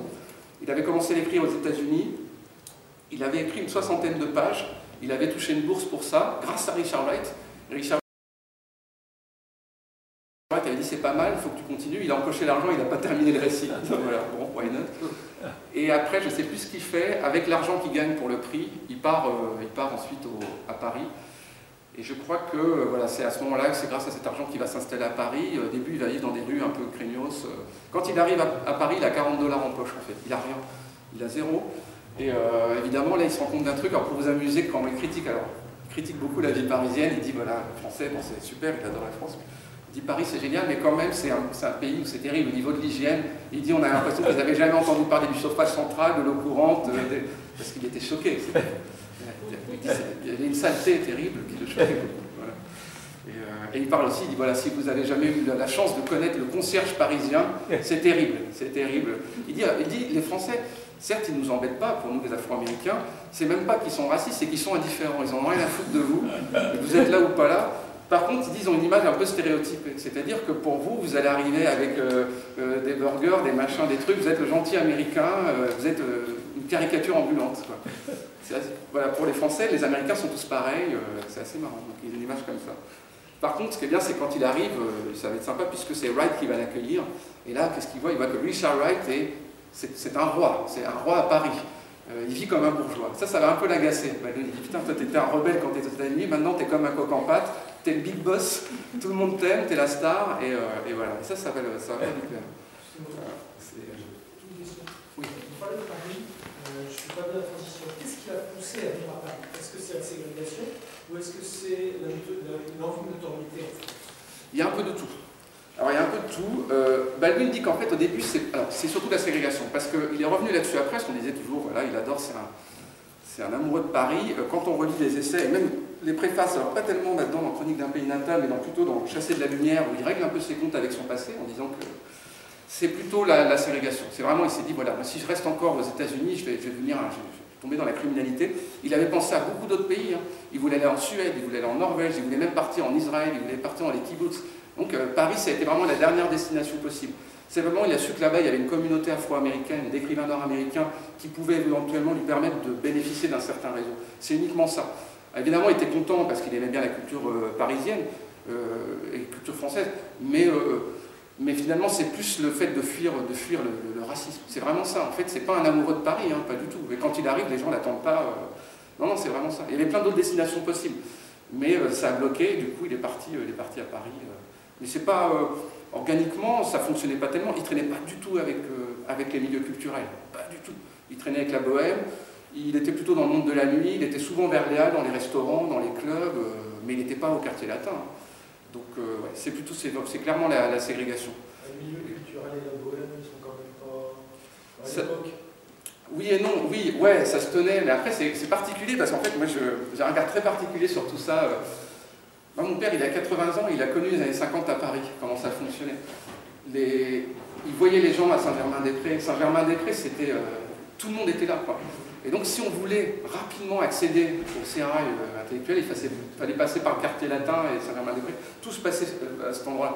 Donc, à partir de 53-55, il y a toute une communauté. Les poètes beatniks, Ginsberg, Corso, Urux, ils sont tous à Paris. Il reste 4 ans, 5 ans, mais ils sont tous là. Ils sont rue Gilles-Lecoeur, ils sont tous là. Donc, les gens sont déjà installés, quoi. Il y avait eu ça dans les années 30, et ça recommence dans les années 50. Et il y a ça. Après, oui, quand on parle de bohème, c'est pas non plus des gros galériens. C'est pas... voilà, il y a une bohème aussi petite bourgeoise en place. Et Baldwin, d'ailleurs, a du mal avec ça, en fait. Parce que Baldwin, lui, quand il arrive, le côté cooptation, c'est un truc qui le gêne un petit peu, quoi. Parce que lui, il tient aussi à son mode de vie un peu interlope, comme ça. Il vit dans une extrême pauvreté. Les choses ne sont pas faciles pour lui. Faut voir, c'est pour ça quand on dit que les Parisiens n'étaient pas racistes, c'est pas vrai, en fait. Quand il y avait un Afro-Américain à Paris, qui sortait avec une blanche, il fallait que ce soit sa copine blanche qui vienne démarcher pour qu'il y ait une chambre d'hôtel. Donc après, il faut avoir le recul aussi du truc. Il y avait une communauté en place, il y avait des familles en place, antillaises, afro-américaines qui étaient là-bas, mais les choses n'étaient pas plus simples, quoi. Simplement que les gens étaient simplement, on va dire, un peu indifférents. Je vais nous hasarder une question, mais est-ce que sa sexualité à Baldwin n'a pas facilité à un moment donné l'entrée dans l'intégration dans le milieu un peu bohème, culturel Oui et non. Alors il traînait évidemment avec, entre guillemets, ce milieu-là, qui était assez important. Hein. En fait, quand on parle de Saint-Germain-des-Prés dans les 50, on devrait dire le Paris gay, puisque Saint-Germain-des-Prés, c'était cette communauté-là. Mais bon, il faudrait dire la chambre de Giovanni pour avoir tout ça. Il y a de ça, mais en fait, pas tellement, parce qu'aussi, il faut voir qu'il y avait dans le mouvement, par exemple, aussi une forme comment on pourrait dire, de racisme anti-gay très fort.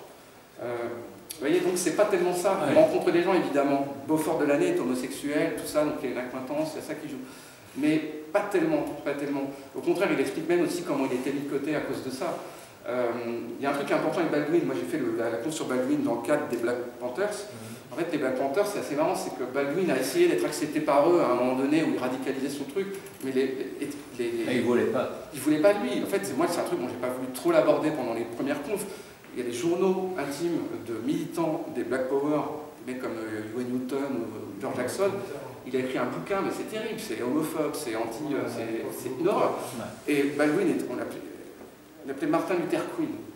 Ouais, on se foutait de sa gueule. Et même Martin Luther King ne voulait pas de Baldwin. On ne voulait pas que Baldwin défile à côté de lui. Richard White n'aimait pas beaucoup Baldwin à cause de son homosexualité. Et c'est terrifiant. Donc, on ne l'acceptait pas, en fait. Donc, c'est plutôt un truc qui le...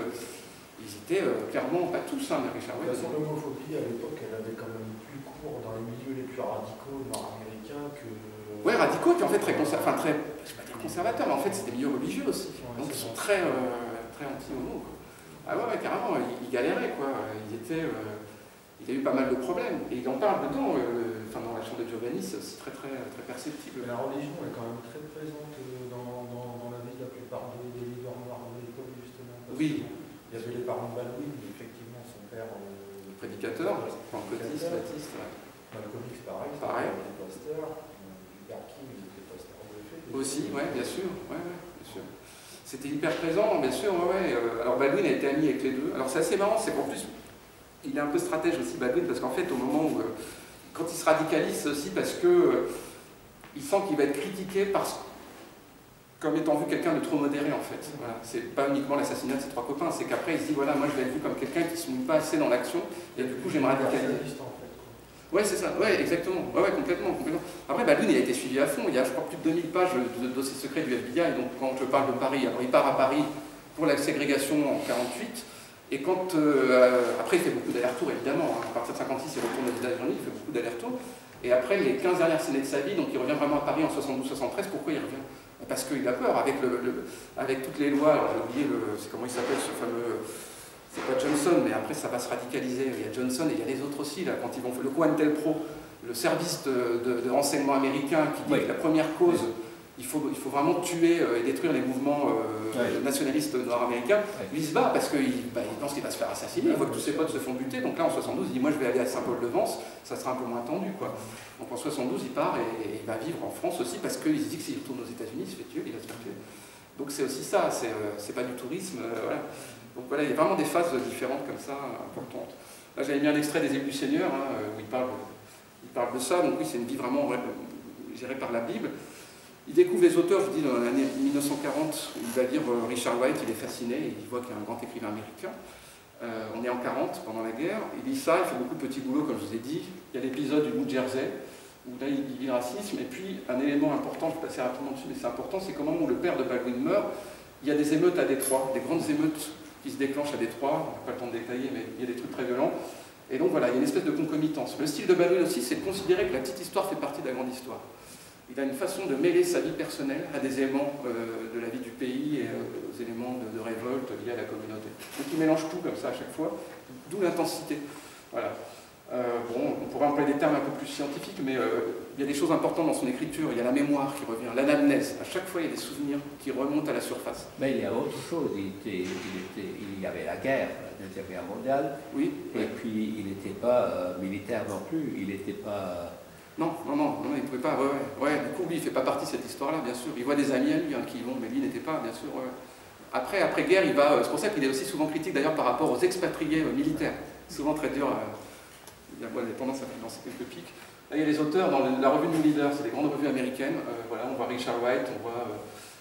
Ça va être Chester Himes, voilà, des grands auteurs. Eux ont tous vécu à Paris, hein, ils sont plus connus à Paris quelquefois que là-bas. Voilà, il y a des grandes émeutes, et du coup, lui, il donne toujours un sens. Il dit c'est marrant. Le jour de son anniversaire, son père est enterré et il y a des révoltes. Donc lui, il mélange tout ça. Ça lui donne une matière pour sa fiction. Des grandes émeutes, donc il va écrire à Richard Wright pour lui dire voilà, est-ce que tu peux m'aider à venir à Paris? Le suicide de son copain, dont je vous ai parlé, Eugene Ross, qui va se jeter du pont de George Washington. Voilà.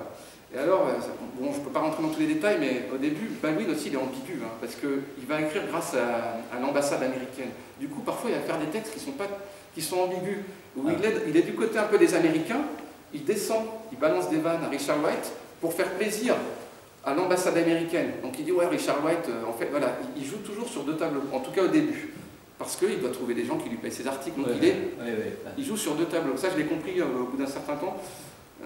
C'est bizarre qu'il critique le roman engagé alors qu'il va faire des essais engagés. Ben, c'est parce que pour qu'on le paye, il joue un peu double jeu. Et ça va changer après. Ouais, je voulais le dire ça. Voilà, donc en 1948, il arrive à Paris. Et voilà, il découvre ce qu'est Paris, il va écrire un article là-dessus. Voilà, ça revient à ce qu'on disait, je m'étais enfui parce que j'espérais trouver un endroit où je serais traité plus humainement que dans mon pays et mon destin moins rigidement fixé. Paris m'avait donné tout ça. Et là, voilà, évidemment, en me laissant complètement seul. Il dit qu'en même temps, à Paris, il est tout seul et il galère. Voilà, donc il va hanter le quartier latin. Il va écrire beaucoup de textes sur les expatriés. Il y a un problème d'identité, il y a rencontre sur la scène. Il va faire des textes critiques, liberté, égalité, c'est très ironique. Il dit finalement, c'est peut-être pas vraiment le pays des droits de l'homme. Parce qu'aussi, dans les années 50, quand il y a le début de la guerre d'Algérie et qu'il voit des gens à la pommade qui sont arrêtés dans toutes les rues, il se pose des questions. C'est vrai qu'ici, on est dans la période décoloniale, en fait. Exactement, ouais, c'est ça. En 55, quand il écrit ça, on est en plein dedans. Et du coup, voilà, il écrit beaucoup bon, il fréquente des étudiants. Et alors, le type qui va l'aider à pouvoir commencer à écrire son premier roman, c'est un certain Lucien Appersberger, qui est un type qui est d'origine suisse, qui va l'emmener dans une petite maison de famille à Loche-les-Bains, en Suisse, et là il va être tranquille et écrire son bouquin. Et en écrivant son bouquin, il va se réapproprier la culture afro-américaine, il va écouter beaucoup de disques de Bessie Smith. C'est pas ce qu'il écoutait, ses parents prédicateurs ne les avaient pas écouté ça. Il n'y avait pas de blues, il n'y avait pas de choses comme ça. C'est ses copains, c'est des peintres comme Beaufort de Lanay, et c'est aussi enfin voilà, tous les artistes qui vont lui faire finalement écouter la culture afro, dans ce cas-là peut-être j'ai envie de dire plus profane. Et là, voilà, il y a ça crée un climat qui lui permet d'écrire son roman. On le présente à Sartre, à Beauvoir, ça marche pas tellement en fait quand on le présente à ça. Là, la place est déjà prise par Wright, donc le bâtard de l'Occident, voilà, et comme il le dit, ça c'est le truc, l'ambiguïté, comme je vous parlais, l'Américain noir se découvre occidental face aux Africains et Américains face aux Européens. Et voilà, ça fait une espèce de clash. Voilà. Et puis, il écrira beaucoup de textes dans des trucs compliqués. Voilà, toutes les nations occidentales sont prisonnières d'un mensonge, celui de leur prétendu humanisme. Il critique l'humanisme, alors il critique le soi-disant démocratisme américain, mais il critique aussi le soi-disant humanisme de l'Europe, et puis des continents, et puis surtout de la France aussi. Hein. Voilà, il arrive à ce moment-là. Donc voilà, j'ai mis des photos comme ça. Alors moi j'aime bien cette expression-là, on l'a vu tout à l'heure, hein, le rôle de l'écrivain. Et alors il va se passer un clash important entre les deux. Wright va aider Baldwin à rentrer dans le monde littéraire, il l'invite chez lui, tout ça, et il lui trouve quelqu'un pour publier sa première critique. Et en gros, le piège que tend Baldwin à son copain Wright, c'est que dans cette revue, Baldwin va écrire un texte contre Wright. C'est super violent. En gros, il a un pote qui lui trouve un plan pour publier un truc, et le texte qu'il écrit, c'est un texte pour descendre Wright.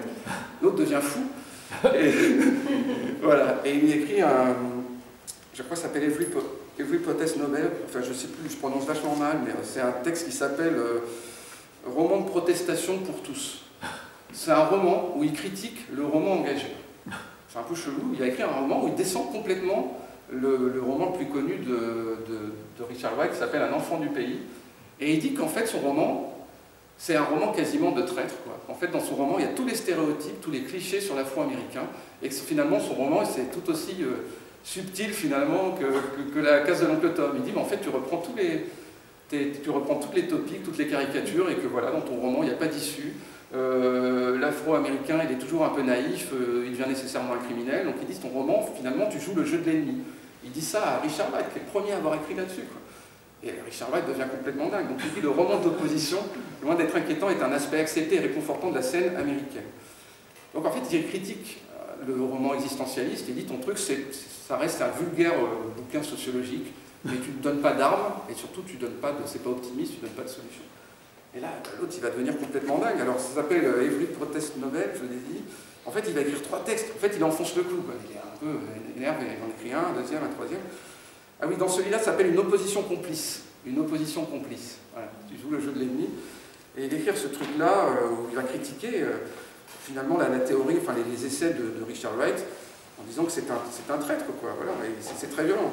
Le fameux Vigor Thomas, là, le personnage, qui est l'histoire d'un chauffeur de taxi noir qui va tuer une jeune fille blanche, voilà. Et il dit, voilà, il critique Wright en disant qu'il n'est pas assez subtil dans la description des personnages, il n'est pas assez fin, il n'est pas assez subtil, voilà. Et il dit, Bigger est le descendant de l'oncle Tom, chair de sa chair, un portrait si exactement opposé que lorsque les 2 livres sont placés côte à côte, le romancier noir contemporain et le romancière défunte semblent s'étreindre en un combat mortel intemporel, l'une prononçant des exhortations impitoyables, l'autre hurlant des malédictions. Voilà, oui, vraiment, dans cette trame de convoitise et de fureur, le noir et le blanc ne peuvent que porter estoc et contre-estoc, chacun souhaitant à l'autre une mort lente et délicieuse. La mort par la torture, l'acide, le couteau ou la flamme. Voilà, il dit, c'est ainsi que la cage nous a tous trahis et que ce bref instant, notre vie a été réduite à néant par les efforts terribles que nous avons faits pour l'assurer. Voilà, et il dit qu'en gros, voilà, il ne donne pas de solution. Voilà. Et il dit qu'en fait, non, Wright devrait travailler plus la psychologie de ses personnages. Donc c'est une grosse critique. Il n'a pas de temps. C'est pas suffisant, ouais, quand on lit... C'est le sentiment que j'ai eu à la lecture de Richard Wright. Ouais, ouais. Ceci dit, il est beaucoup plus complexe que ça. Oui. Ouais. La question que je me posais, c'est pourquoi est-ce qu'il a intériorisé vraiment les stéréotypes et les préjugés des Blancs à l'encontre des Noirs? Oui. C'est la question que je me suis posée. Oui, ouais. En le lisant. Ou est-ce qu'il jouait un jeu ambigu pour se faire accepter et se faire reconnaître? Voilà, moi j'aurais tendance à opter pour la deuxième solution, comme tous ces écrivains-là, voilà, parce qu'en fait quand on regarde le récit de son existence, c'est particulier. Il a vécu des choses très violentes dans le Sud, et en même temps il y a des Blancs qui l'ont aidé, donc voilà. Et c'est vrai qu'il est beaucoup plus complexe que ça, parce qu'il a permis aussi à certains Noirs américains quand même de se faire connaître en tant qu'écrivain, etc. Il a ouvert les portes. Beaucoup. Il a ouvert les portes. Mais moi je me suis posé beaucoup de questions sur Richard Wright. Ça pose des questions, hein. Il fait un peu traître, puis en plus il s'est mis dans un confort un peu bourgeois, c'est très curieux, et en même temps c'est lui qui gère la délégation américaine. Il a un rôle très complexe, quand on regarde les échanges, il a un rôle très complexe, il faut le faire quand même. Contextuellement, à l'époque, l'anthropologie c'est une science qui parle de dominant, et elle ne cesse pas de rabâcher en anglais la supériorité des Blancs sur le reste du monde en fait, on va dire. Exact, ouais, c'est ça. Donc c'est quand même, comme c'est... contextuellement une science qui est très présente aussi, au bout d'un moment, ce qu'elle génère, ça finit par conditionner, c'est sûr, on finit par croire à un système d'espèce de vérité anthropologique. Oui, c'est ça, il y a un truc un peu empirique comme ça. Alors, en plus, par exemple, un type comme Wright, alors lui, c'est quelqu'un qui a vécu des choses différentes, c'est quelqu'un qui a un passé militant très fort, contrairement à qui a vraiment commencé par ça, par le militantisme. Après, il a été déçu. Alors, il y a un livre, je ne l'ai plus là, mais qui est super, où il raconte son lien à la politique, le Parti communiste, etc. Donc, il a un lien très complexe à tout ça. Et puis aussi, à l'époque, la pensée dominante, c'est Franklin Frazier, quoi. C'est un type qui écrit un livre sur la communauté noire, donc avec une vision, on va dire, marxiste, quoi, de classe sociale. Pas psychologique, mais vraiment de structuration sociale. Et Wright, c'est un héritier de ça, en fait. il donne des éléments, c'est l'école de Chicago, donc ça c'est les années 50, et l'autre va arriver après avec des éléments un peu différents, plus psychanalytiques. C'est vraiment deux écoles. C'est toute la période un peu aussi des années 50-60 où au niveau des idées, justement, il y avait une mélange de plein de trucs, il y avait de la contre-anthropologie et Charles Diop et compagnie. Bien sûr, ouais. Fortement influencé la National Fiscal. Je suis très d'accord, ouais, j'ai lu il n'y a pas longtemps chez Charles Diop sur la nation noire. Ouais, qui sort, ça c'est début 60. C'est 54, je crois, même, elle est de ça. C'était une thèse de 54, elle est peut-être sortie dans les années 60. Ouais. Elle est de 54 au départ. Ah oui, c'est Nation noire et civilisation, je crois. Civilisation barbarie. Ouais, c'est ça, ouais. Il y a les deux. Ouais, c'est ça, ouais, c'est excellent, ça, ouais, chez Charles Diop, c'est exceptionnel. Ouais. Là, on voit, c'était un Sénégalais, mais l'influence qu'il y avait eu sur les mouvements noirs américains à l'époque, que ce soit les Black Panthers. Énorme, oui, c'était vachement lu, bien sûr, ouais, les Panthers disaient surtout ça d'ailleurs. Ils disaient beaucoup Fanon, France Fanon, beaucoup Camus aussi. Et puis voilà, tous ces. Il y avait tout côté, à un moment donné, des sciences qui dominaient, et tout contre-côté, on parle de Fanon, c'est des gens qui ont après été très versés dans la psychologie, la psychiatrie. Bien sûr. Pour déconstruire et démonter un petit peu ces mythes qui avaient été. Ouais, et ça c'était vraiment nouveau, hein, à l'époque, c'était vraiment nouveau. Alors que c'était la période d'effervescence en fait. Ouais, de recherche et tout, ouais, bien sûr. Ça c'est un truc que nous on avait. Ouais. Mais ouais, chez Charles Diop, c'est un boulot énorme, ouais, bien sûr. C'est un théoricien, c'est grâce à lui, enfin voilà, toute la découverte de l'art africain et tout, ça passe par lui aussi. Ouais, dans la présence africaine, c'est marrant, c'est qu'il y a. Lui, il y a beaucoup, mais après sur les écrivains afro-américains, il n'y a pas grand-chose. Je suis très étonné, c'est un truc un peu curieux. Donc là, oui, il va y avoir ces revues-là. Donc je vous ai mis la revue, si vous trouvez ça en banque, appelez-moi, je vais bien vous les racheter. Donc vous avez Zéro, c'est la revue dans laquelle il va publier son texte en 49, donc ça fait un certain temps maintenant. Ça, c'est grâce donc à Wright. Ça va être publié en même temps dans Partisan Review, qui est une revue marxiste en fait. Alors au début, par contre profondément anti-staliniste, mais voilà, une revue marxiste des années 40. Exceptionnel de qualité aussi, où on a beaucoup de gens comme Saul Bellow, des grands auteurs. Voilà, des grands auteurs. Alors, enfin, on va rentrer en détail, les écrivains américains, il y a des autodidactes, mais aussi des gens qui ont un grand capital culturel universitaire. Saul Bellow, c'est le cas, mais qui a fait beaucoup d'études. Voilà. Donc voilà, évidemment, l'embrouille, elle est énorme, ils vont se prendre la tête, ils vont se retrouver à une terrasse parisienne, où là, ils se tapent dessus dans cette histoire, mais vraiment, c'est super violent. Donc ils s'agressent l'un à l'autre, l'autre il arrive, c'est toi qui as écrit ça dans la revue? Bah ouais, c'est moi, machin, et ils se fritent vraiment, et Chester Himes assiste à la scène, et on a ça dans les souvenirs de Chester Himes, où il évoque cet embrouille-là, et il explique voilà, qu'il y a eu un gros problème, un gros souci, quoi. Et vraiment, Wright, pourtant qui est un mec assez calme, était très en colère contre Baldwin, et Baldwin a dit, mais moi, maintenant je veux faire ma place dans la littérature, quoi. Et Chester Himes dit ça, l'aspect de Baldwin Metona, c'est un jeune de petite taille à l'expression passionnée d'une vive sensibilité. Donc il se tape dessus au Demago, mais bon, on est en 53 et voilà, l'autre vient d'écrire son roman, il faut que ça marche, quoi. Donc ça c'est la pochette du premier bouquin que je vous ai parlé. Aux États-Unis, ça s'appelle Tell It on the Mountain, ça vient d'un prêche, c'est le titre d'un Negro Spiritual. Donc beaucoup de titres des bouquins de Baldwin viennent de Negro Spiritual. Voilà. Et puis ça c'est la version française des Élus du Seigneur, à la table ronde. Voilà. Et donc voilà, il aborde beaucoup de choses, comme je vous ai dit, c'est l'influence de la famille, c'est ça qui revient beaucoup. Et puis donc un style assez nouveau dans l'écriture, beaucoup de monologues intérieurs, et puis et puis aussi de l'improvisation, il y a quelque chose d'intéressant là-dedans. La religion, ça joue un grand rôle dans les bouquins évidemment de Baldwin, cette idée toujours qu'on est maudit, qu'on est condamné. Hein, voilà. Donc je vous ai mis des citations qui viennent de certains bouquins, parce que Baldwin a écrit des essais, des romans, aussi des pièces de théâtre. Il y en a une qui est à peu près le même esprit que ces romans, hein, la religion. La plus connue, c'est Le Coin des Amen. Ça a été traduit par Marguerite Yourcenar, d'ailleurs. J'avais envoyé un message au responsable de la maison Yourcenar, qui est très sympa et qui m'a donné accès à des archives, et j'ai pu voir. Voilà, il est venu la voir, et elle se connaissait très très bien. Le Coin des Amen, en 54. Elle l'a écrit en 54, mais c'est sorti plus tard, parce que les éditeurs Baldwin disaient non, toi t'écris bien, ton essai, quand vous avez un éditeur, il vous demande de refaire toujours la même chose. Donc si vous faites des bons romans, on vous demande de faire toujours le même roman. Si vous faites des bons essais, on vous demande de faire les mêmes essais. Et d'un coup, il dit, moi je veux faire du théâtre. Ah non, non, c'est pas pour toi, fais pas d'euro-théâtre. Donc c'est sorti beaucoup plus tard. Il parle beaucoup de ça. Donc voilà, la question de la bâtardise, de la culpabilité du transfuge. Il y a beaucoup ça. Et puis les névroses, je vous en parlais. Autant la communauté afro-américaine se pensait condamnée, hein, les fils de Cham, hein, dans l'Ancien Testament. Et puis les Blancs, eux, se voyaient comme les descendants de Caïn qui viennent tuer. Donc chacun était dans ses névroses. Ce que montre aussi Baldwin, hein. Il montre les névroses de chaque côté. Il dit si on sait qui sont les Noirs, ça aidera les Blancs à savoir qui ils sont. C'est ce qu'il appelle l'étrangise d'oppression. C'est l'expression qu'il emploie, c'est étrangiser l'oppression. C'est faire un jeu miroir comme ça. J'aime bien cette perception-là. Donc il va écrire des romans, là je suis surtout sur les essais. Il va écrire, on parlait d'homosexualité, La Chambre de Giovanni, qui est un essai magnifique. Enfin non, c'est pas un essai, mais c'est un roman, j'ai des bêtises. L'idée aussi, c'est de montrer qu'il universalise les questions, parce qu'il avait un rapport compliqué à son homosexualité, Baldwin. Quand on l'interviewe, il avait un rapport particulier, et il en avait tellement souffert toute sa vie, c'était quelque chose de douloureux.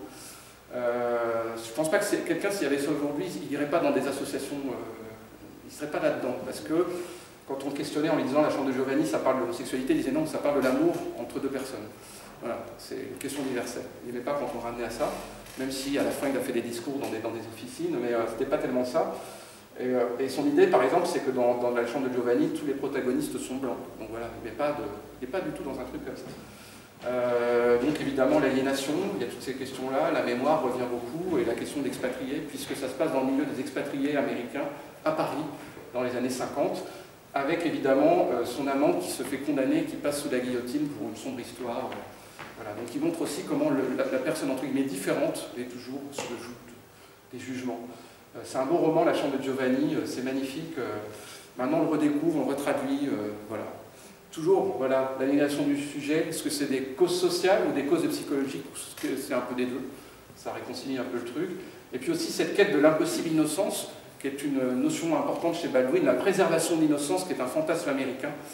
Les Américains, en gros, toute leur psychologie et leur psychologie littéraire est construite sur deux axes, l'innocence ou la culpabilité. Le poème de William Blake, Les chants d'espérance ou les chants d'innocence, c'est un anglais, mais je reprendrai ça. Où on est du côté optimiste avec Whitman, tout est à faire, ou est-ce qu'on est du côté de l'inquiétude et du tourment avec Melville, avec Hawthorne, par exemple, où là on est dans l'inquiétude et dans le malaise. Voilà, c'est toujours un peu les deux trucs. Voilà. Comment, en ayant un continent basé sur l'esclavage, l'exploitation, pas complètement, mais en grande partie, comment est-ce qu'on construit une utopie pour se préserver les uns les autres? Voilà. Donc lui, c'est le thème de The Preservation of Innocence, enfin je ne sais pas comment on peut... Après voilà, c'est la vision, je simplifie volontairement. Voilà, donc la chambre de Giovanni, ça sort en 1956, voilà, il publie ça, c'est en France, décolonisation. C'est un super roman, tac. Et puis des fameux essais, là j'ai lu un fragment de celui-là, je prendrai un petit fragment après sur Chasser de la lumière. Ouais. Voilà, Nobody Know My Name, personne ne sait mon nom, c'est un super essai, moi je l'ai relu il n'y a pas longtemps. Chasser de la lumière qui est super. Et donc évidemment tous les discours, voilà, ça j'aime bien le rôle de l'écrivain, l'obligation de toute personne qui s'estime responsable est d'examiner la société et d'essayer de la changer et de la combattre. C'est marrant, ce qui est critiqué chez Wright, il le fait. Donc c'est assez curieux. Et donc il va écrire donc, ses romans, ses essais, ses chroniques d'un prénatal en 1955, personne ne sait mon nom, ça sort en 1959. Et là, Chasser de la lumière, qui est la période qui nous intéresse, celle des droits civiques, où évidemment, ça c'est un bouquin où là il va montrer le côté un peu plus méchant, un peu plus radical, qu'il y a à Martin Luther King et à tous les autres grands militants.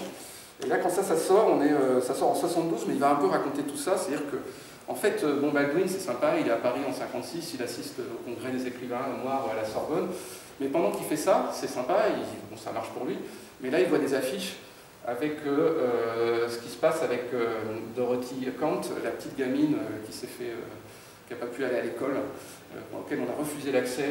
Il voit que ça se passe en ce moment aux États-Unis, et il dit bon, c'est sympa, moi je fais un peu l'esthète à Paris, mais il se passe des trucs dans mon pays, et il s'en veut, il se sent coupable.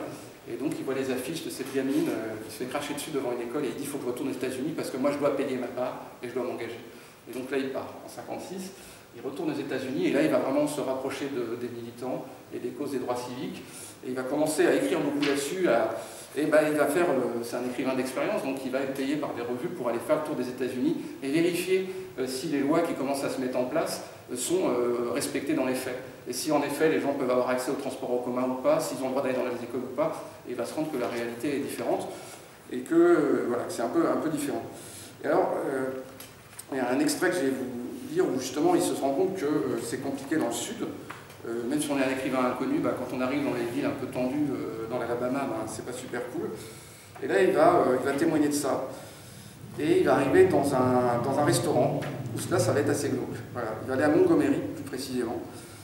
Et il va aller dans les villes du sud avec ces fameuses lignes de partage racial. Et donc il explique le truc. Il rentre dans un restaurant. Dans les villes du Sud, les lignes de partage racial sont déconcertantes et perfides pour un étranger. Elles ne sont jamais aussi clairement marquées que dans le Nord, en tout cas pour lui. Après avoir dépassé une véranda occupée par des Noirs, j'aperçus un pâté de maison plus loin, un restaurant. Je parcourus les quelques mètres qui m'en séparaient et y entrai. Je n'oublierai jamais. Je ne sais même pas si je suis capable de décrire ce qui se passa. D'un seul coup, tout se figea pour devenir une parodie d'horreur à la manière des Marx Brothers. Chaque visage blanc prit l'immobilité de la pierre. L'arrivée du messager de la mort n'aurait pas eu un effet plus foudroyant que l'apparition, sur le seuil de ce restaurant, d'un petit homme noir, sans armes et complètement stupéfait. J'avais compris mon erreur dès que j'avais ouvert la porte, mais la véritable terreur qui se peignait sur chacun de ces visages blancs, personne ne bougea, me paralysa. Nous nous regardâmes fixement, sans prononcer un mot. Le charme fut rompu par une de ces femmes qui, j'espère, n'existent que dans le sud, au visage semblable à une hache rouillée, aux yeux tels deux clous rouillés, des clous de la crucifixion. Elle se précipita vers moi comme pour me battre et aboya, car sa voix n'avait pas son humain. « Qu'est-ce que tu veux, mon garçon? Qu'est-ce que tu viens faire ici ?» Puis, avec le geste de recul qu'on a devant un lépreux, « Par là, c'est par là. » Je ne savais absolument pas de quoi il parlait. Je reculai vers la porte. « C'est par là, mon garçon, » dit une voix derrière moi. Sur le trottoir, vide une seconde plus tôt, se tenait un homme blanc sorti de nulle part. Je le fixais d'un regard vide, lui m'observait d'un air légèrement menaçant. Sur le coup, j'avais été tellement surpris que je n'avais éprouvé ni peur ni colère.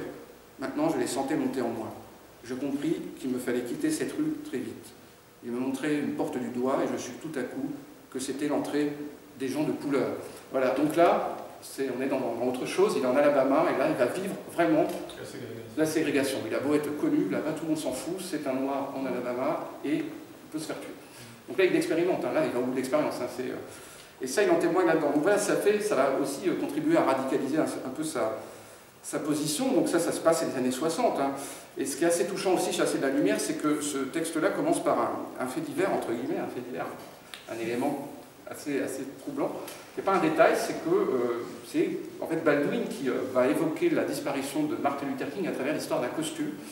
Parce que peu de temps avant l'assassinat de Luther King, Baldwin devait voir le leader, devait voir Luther King, pour un discours, je crois, une remise de prix. Et il avait décidé d'acheter un beau costume. Et au moment où il met ce costume une fois, et je crois que peu de temps après, il va récupérer le costume, et entre-temps, il y a eu l'assassinat de Martin Luther King. Et il ne va plus pouvoir remettre ce costume. Il va le diaboliser, il va le stigmatiser. Et il veut se débarrasser de ce costume qui, pour lui, est un truc de mauvaise augure, quasiment.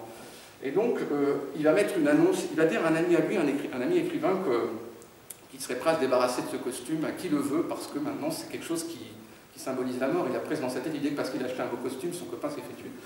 Et donc, son copain va se souvenir de ça et va mettre une annonce en disant, voilà, il y a quelqu'un qui est prêt à avoir le costume de Baldwin.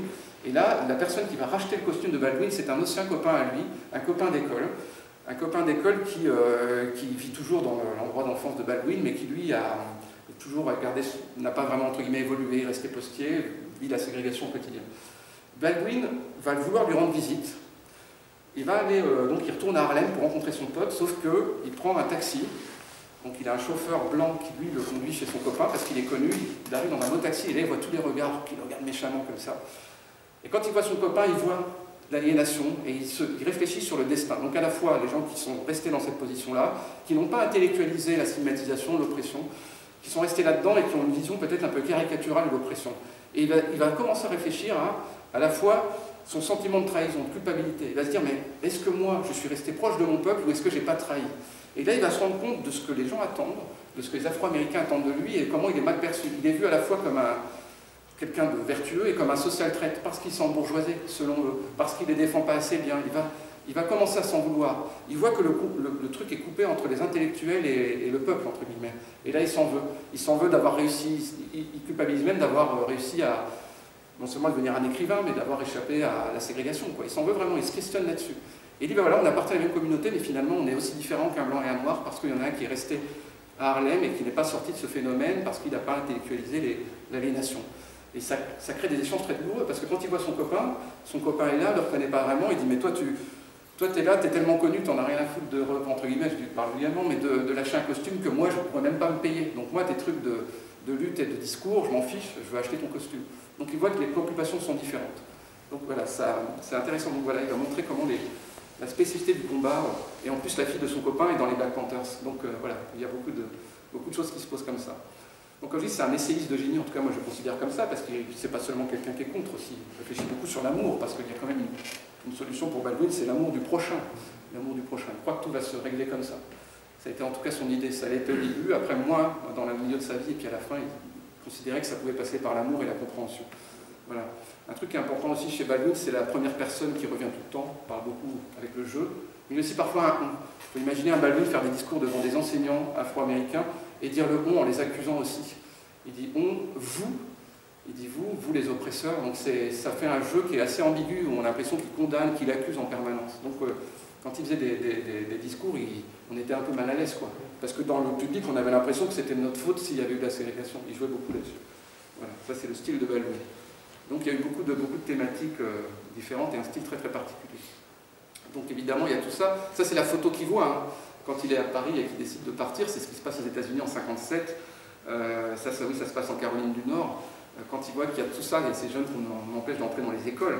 Donc il y a ce fameux périple dans le sud dont je vous parlais là pour aller avoir des témoignages sur place, Atlanta, Little Rock, Montgomery, hein, tout ce qu'on a vu à la télévision après. Voilà, il participe à des sit-ins, il participe à beaucoup de choses comme ça. Là j'ai mis cette photo qui est assez parlante.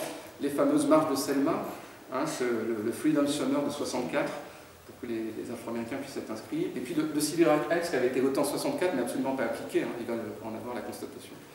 Voilà.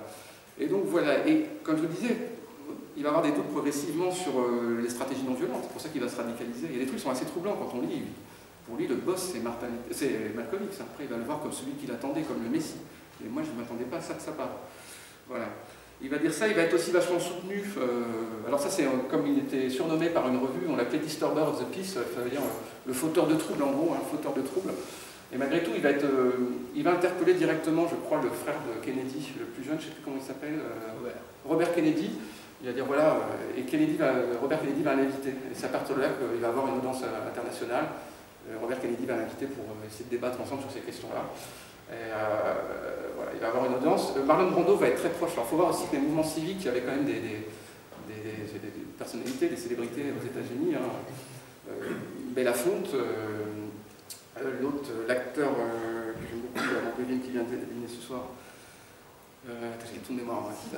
Ciné Poitiers, Ciné Poitiers, et Brando aussi, voilà. Et bon là je ne veux pas le temps développer ça, mais ce qui est intéressant avec les Afro-Américains, il faut bien voir aussi qu'au niveau des droits civiques, les gens qui vont interpeller l'opinion publique parmi la communauté afro-américaine, c'est essentiellement des gens qui viennent des Caraïbes, pas tous évidemment, mais vous avez Belafonte, vous avez Ciné Poitiers, souvent des gens qui viennent de la Barbade, qui viennent pour des raisons, voilà, donc ces gens-là vont l'aider. Brando va aider très souvent, très souvent, il va souvent aider Baldwin, il lui paye des billets d'avion, il aide beaucoup. Et puis en dessous, c'est un monsieur qu'on connaît moins qui s'appelle Medgar Evans, qui s'est fait assassiner aussi. Et à un moment donné aussi, eh bien, où Baldwin va écrire une grande lettre à sa sœur, sa petite sœur Angela Davis, au moment où Angela est emprisonnée. Il écrit une belle lettre, et là d'ailleurs on sent un peu les conflits de génération. Il dit ouais c'est sympa les Black Panthers, mais il y en a certains qui disent des trucs pas très gentils sur moi, que je suis fou parce que voilà, à cause de mon homosexualité, que je suis quelqu'un de névrosé. C'est pas très cool parce qu'on a commencé le boulot avant eux, et voilà. En sachant voilà, que les Black Panthers, ce sont des gens qui viennent essentiellement de la petite bourgeoisie. Donc si les Black Panthers sont pu devenir ce qu'ils étaient, c'est grâce aux acquis des premiers. Parce que c'est des gens des villes et qui ont pu avoir accès à l'université. Voilà. Donc il y avait aussi des tensions. Hein. La petite sœur de Baldwin n'aimait pas beaucoup les Panthers. Elle les aimait pas trop. Voilà. C'était compliqué. Ça, c'est aussi des trucs, des luttes intestines dans la communauté. Voilà, l'être Angela Davis. Donc voilà, comme je disais, il va se radicaliser beaucoup. Hein, il passe de quelqu'un de plutôt modéré à voire intégrationniste à quelqu'un de plus frontal. On va être plutôt là-dedans. Voilà, ça c'est tout le climat de l'époque, hein, on voit bien. Voilà, évidemment, là j'ai mis les deux témoignages qui notent dans son essai Chasser de la lumière, ou l'assassinat de ses deux amis, quand son copain quand Martin Luther King se fait tuer. Il dit ça. Dans donc No Name in the Street, qui est le titre de ça, en fait. No Name in the Street, c'est le titre original de ce essai-là. Voilà. Le secret de son talent réside dans sa connaissance intime des gens auxquels il s'adresse, qu'ils soient blancs ou noirs, et dans la manière directe avec laquelle il parle de ces choses qui les déconcertent et les blessent. Là, c'est Baldwin parlant de Luther King. Et puis, il dit de Malcolm X, les autres discutaient du passé ou du futur, d'un pays qui n'avait jamais peut-être existé. Voilà. Alors que Malcolm parlait d'un présent amer et irréfutable. Voilà. De toute façon, il faut bien que je te le dise, car les journalistes vont arriver, on vient d'assassiner Malcolm X. Ça, c'est ce que lui disent ses amis. Il était à ce moment-là, Baldwin était au bord d'une piscine en train de travailler sur un scénario, et là il apprend la mort. Baldwin est le premier à travailler sur un scénario autour de la vie de Malcolm X, sauf que c'est un truc tellement arty, tellement abstrait que ça ne va pas être accepté. Voilà. Et il y a 15 ans, il a proposé ça, et puis après ça a été repris. C'est ce qui a servi au cinéaste américain, à Spike Lee, ouais. Il est venu plier des trucs là-dedans pour faire son. Voilà. Une photo de Stephen James, ce photographe qui est venu il n'y a pas longtemps à Lille. Là, c'est Baldwin avec le fondateur des Panthers, avec Bobby Seale. Ouais, Bobby Seale, maintenant, qui fait des émissions américaines où il montre comment on fait un barbecue. C'est marrant, ça mène à tout, le militantisme. Voilà. C'est un peu méchant, mais bon, voilà, ça m'amuse, pourquoi pas. Voilà, et voilà, il rencontre tous les grands, il y a Tony Maynard, il y a Edric Cleaver. Et il a une position ambiguë par rapport aux Panthers, il les trouve intéressants, il va les voir, et en même temps, il les critique aussi, quoi. Il est assez critique par rapport à ça, parce qu'il les trouve un peu trop caricaturaux, trop frontaux, c'est assez curieux. Et en même temps, il est content que ça arrive, il est très content que ça arrive, mais voilà, c'est très particulier, c'est un positionnement très particulier. Voilà. Et bon, bah, moi j'ai marqué jour tranquille à Saint-Paul-de-Vence, c'est parce que Baldwin, évidemment, il s'achète une maison en fait dans le sud de la France pour y écrire. Il va écrire beaucoup de choses là-bas, hein. Tous ces autres romans, Harlem Quartet, si Bestule pouvait parler, tout ça, ça avait été écrit là-bas. Certains d'ailleurs ont été adaptés au cinéma. Hein. If Bestule Could Street, c'est bien aussi, c'est toujours à peu près les mêmes histoires. Hein. C'est toujours des gens qui sont victimes de la ségrégation. Il y en a un où il reprend l'histoire de son copain d'enfance, Eugène Ross, qui s'est suicidé, sauf que ça devient un musicien de jazz qui se jette du pont. Mais c'est souvent il puise souvent dans sa vie personnelle. Harlem Quartet, il y a des pièces de théâtre qui marchent un peu moins bien, sauf la première. Mais voilà, c'est beaucoup ça, mais même s'il est surtout connu comme un essayiste, quoi. Donc à Chasser de la lumière, Chronique d'un pays natal, Retour dans l'œil du cyclone, qui est là une espèce de sélection de best-of, où on revient toujours à ça avec les fameuses conférences. C'est un mec qui a vécu essentiellement grâce au sit-in, aux conférences qu'il organisait partout. Et donc il fait tout le temps des allers-retours comme ça. 70, 72, là il est à Paris, il invite du monde. Miles Davis vient le voir, Archie Shepp, les jazzmen viennent le voir très souvent et ils débattent. Et Toni Morrison il rentrait souvent en visite. Toni Morrison, aux obsèques de Baldwin, va dire que sa vie, finalement, suscite plus la contemplation que l'action. C'est assez marrant comme truc. Une vie, Ils étaient comment les deux, Morrison et Baldwin? Et Baldwin, la relation entre les deux. Oui, c'est ambigu. Moi, je ne connais pas bien la nature de leur relation. Je pense qu'ils s'entendaient assez bien dans la mesure où... ils étaient écrivains. Ils étaient écrivains, les deux étaient écrivains. Je pense qu'ils s'entendaient bien parce qu'elle est venue à ses obsèques et qu'elle l'a reconnue et qu'il la cite aussi dans ses textes, dans les textes tardifs. Donc je pense qu'il a un petit peu lancé. Moi, ce que je trouve marrant, c'est que selon moi... Toni Morrison doit beaucoup à Baldwin. Toni Morrison, c'est l'universitaire après. C'est l'universitaire, même s'il n'était pas fait pour être prof au début. Moi, ce que je trouve intéressant... c'est que c'est la dette en fait de Toni Morrison par rapport à Baldwin. Pour moi, elle a repris des concepts baldwiniens qu'elle a redéveloppés après en fait. Des notions sur le fait que si on connaît mieux la communauté afro-américaine, ça va permettre de comprendre les névroses blanches. Ça, elle le développe dans ses essais, ça vient de chez Baldwin, quoi. Ça vient de ça. Le côté on étrangise d'oppression, on essaie de trouver des impensés dans la littérature.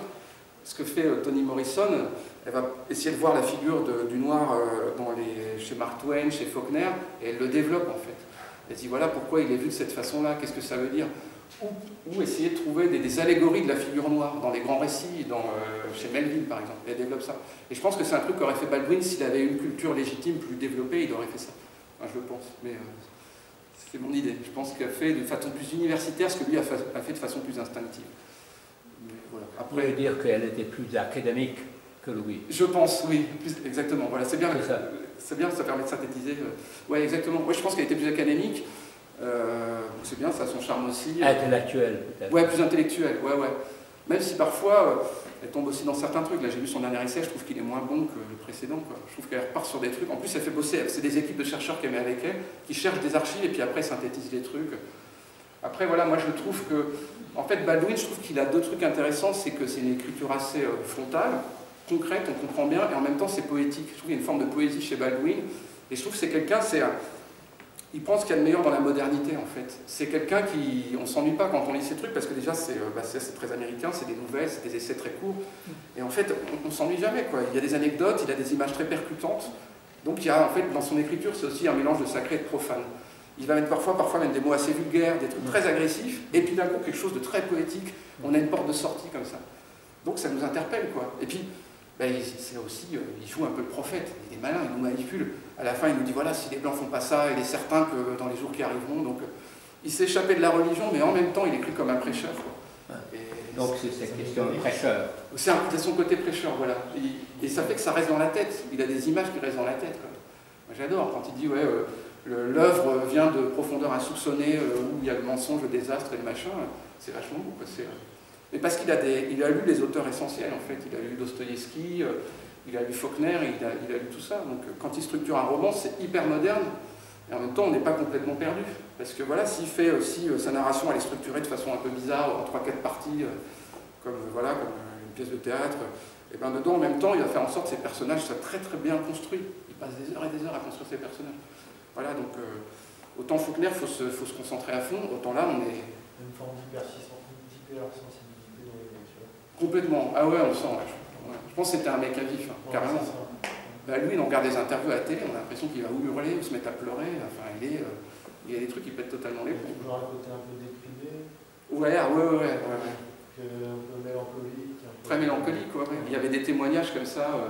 Puis les gens étaient bien énervés parce qu'ils sentaient que c'était quelqu'un qui était à vif, quoi. Norman Mailer adorait lui prendre la tête, lui balancer des vannes. Des trucs, c'est impressionnant. C'est pas du tout le dur à cuire, hein, l'image de l'écrivain américaine d'Hemingway ou le trappeur ou le machin, c'est pas du tout ça. C'est un mec vachement sensible. Donc ils aimaient bien l'agacer un peu comme ça. Et ouais, c'est pas... il est toujours comme ça. Je crois que c'est Gore Vidal qui disait, moi j'aime bien Baldwin, mais... et même Richard Wright disait ça, mais on a l'impression qu'il y a toujours une espèce de tristesse et d'autoflagellation. Et ça pouvait parfois fatiguer un peu. Dire, j'ai pas eu de chance, tout le monde est méchant avec moi, personne m'a aidé. Hein, voilà. Oui, voilà, c'était un peu ça, puis il avait un peu cette tête-là, donc un peu The Frog, là, une tête de grenouille. Ce qui explique peut-être le fait qu'il ait tardivement été sur des pentes un peu plus radicales au niveau intellectuel. Parce que peut-être qu'il y a cru très très longtemps, à un moment donné, c'est ce côté un peu d'écrivain qui prend sur lui, qui prend le monde, qui prend tout, puis qui prend plein de domination en même temps, parce que celle de sa couleur, c'est vrai, celle de sa sexualité, son était une autre, on en fait un petit peu l'impasse, mais à l'époque, elle était quand même... Bien sûr. Aux États-Unis, moi j'ai fait une émission consacrée uniquement à ça, à la question du rapport à l'homosexualité de Baldwin, enfin pas uniquement ça, mais de la mettre en parallèle. Il y avait des lois en plus extrêmement violentes. Aux États-Unis, il y avait ce qu'ils appelaient la menace pourpre, entre guillemets, avec des gens à l'époque de McCarthy, où il y avait une chasse aux homosexuels. Il y a eu plus de 20 000 personnes qu'on a radiées du monde. Oui, mais là, il y a des paradoxes colossales. Ça ne fait pas dire quand tu parles de McCarthy. Son avocat était homosexuel. Ouais, les névroses et le truc, bien sûr, il y avait ça. Donc le type, c'était la chasse absolue, quoi. Donc il n'y avait pas encore tous les trucs LGBT et tout ça. À l'époque, la peur lavande, ils appelaient ça. C'était l'expression en anglais, je ne sais pas comment on dirait ça, mais on courait. Alors lui, il accumulait, entre guillemets, de cette façon. Mais il y avait ça, donc un mec comme Truman Capote, d'où peut-être aussi le côté outrancier de Truman Capote quand il passait à la télé, dans la rajouté et tout ça. Mais ouais, bien sûr, et c'était terrible. Alors c'est des types qui ont apporté... On devenait dingue, on disait oui, alors le théâtre américain, il est dans les lobbies, dans les machins, c'était n'importe quoi, on était dans un délire total. Et McCarthy lui a fait la chasse. Et c'est pour ça que, bizarrement, aussi le positionnement de la Lune est très complexe par rapport à ça. Il a écrit quelques textes... Il est ambigu parce que, comme je vous dis, il est financé aussi par des officines très institutionnelles, par l'ambassade américaine, donc il est embêté. Il écrit des articles où il marche un peu, c'est ambigu, quoi. Il écrit des trucs sur André Gide où il dit ouais, Gide c'est bien, mais en même temps c'est pas terrible parce qu'il a peur de se griller vraiment, quoi. Alors qu'en même temps il souffre dans sa... Est-ce qu'il a peur de se griller vraiment, ou est-ce que son postulat de départ c'est croire justement en des perspectives meilleures pour l'avenir, de partir d'une réalité qui est quand même sèche? Ouais, ça pour le coup, oui. Ça pour le coup. Avant finalement je dirais on va dire intellectuellement un universalisme bien pensant ou gentillet, mais enfin prendre à bras le corps après notamment l'assassinat des leaders noirs ça remue. On se fait dans quelque chose de radical comme chez les Panthers, ou alors on se fait dans quelque chose de plus revendicatif, mais je dirais de plus revendicatif dans l'amour comme Luther King. Oui, voilà, c'est ça. Finalement, les issues, elles sont les mêmes, puisque les leaders noirs, ils sont shootés. Ils se font tuer, exactement, ouais, bien sûr. Au bout d'un moment, je pense que peut-être tout ça, moi, mon sentiment, c'est que dans son évolution à Baldwin, elle est pleine de perspectives, plein d'espoir, de perspectives américaines pour reprendre le titre d'un essai. C'est ça, exactement. Et finalement, il arrive un temps, peut-être, contexte se radicalise, il voit qu'il est... C'est assez marrant que tu évoques ça, parce qu'il y a dans Chasser de la lumière, il évoque un truc, c'est voilà, la fameuse rencontre avec les grands leaders noirs. Et quand il rencontre Luther King, c'est assez émouvant, parce que bon, il le trouve nickel, hein, mais il a presque tendance à se critiquer un peu trop propre sur lui. C'est-à-dire, il sait bien, il sait parler, c'est génial, c'est aussi un fils de prédicateur, Luther King. Mais il y a un truc qui change, c'est qu'en fait, et ça, je pense, ça pose question, et c'est pour ça que c'est toujours... le père de Luther King, le père de Martin Luther King, avait de très bons rapports avec son fils. C'est-à-dire tout l'inverse de Baldwin. Donc Baldwin est content de voir ça, et en même temps, il y a une espèce de rancœur, pas de jalousie, mais se dire putain, il est devenu ça, quoi, si ça s'était bien passé. Et je me demande s'il n'y a pas, il admire ce que fait Luther King, mais en même temps, il y a quelque chose qui lui en veut, quoi. Il dit putain, moi j'aurais peut-être été un mec beaucoup plus cohérent, sans en vouloir, sans être trop dans l'ambiguïté, peut-être non pas de perdre du temps, mais de partir dans mes essais, dans mes trucs. J'aurais peut-être pu être ça s'il y avait une cohérence et si mon père m'avait encouragé à m'autonomiser, tout ça. Et voilà, c'est-à-dire, en gros, Luther King, c'est la version cohérente de la filiation. Voilà. Et donc, voilà, après, c'est mes interprétations, mais il y a ça. Alors que chez Malcolm, c'est carrément plus trash. Le mec, il arrive, il balance des trucs très violents et ça fonctionne. Là, il y a quelque chose, il rend hommage à Luther King, il sent des choses intéressantes. Il voit, déjà, il voit un couple cohérent, enfin, le truc est zen et tout ça. Et puis, c'est quelqu'un qui semble très. Et puis, bon, après, c'est mes interprétations, mais voilà, il y a aussi des mouvements différents. C'est-à-dire que Luther King vient d'un milieu plus bourgeois, il a fait des études, parce que Baldwin a fait, mais de façon plus complexe, quoi, avec des cooptations et des choses comme ça. Et donc, il a un rapport différent, il sent quelqu'un qui est très maître de lui, il est de sérénité. Et voilà, je pense que ça crée des choses, d'ordre psychologique, où l'autre il dit j'aime bien, mais j'arrive pas à te soutenir complètement. Ça le ramène à des choses de son enfance, quoi. Et, bon. Il y a des causes communes avec des postulats très différents. Exactement.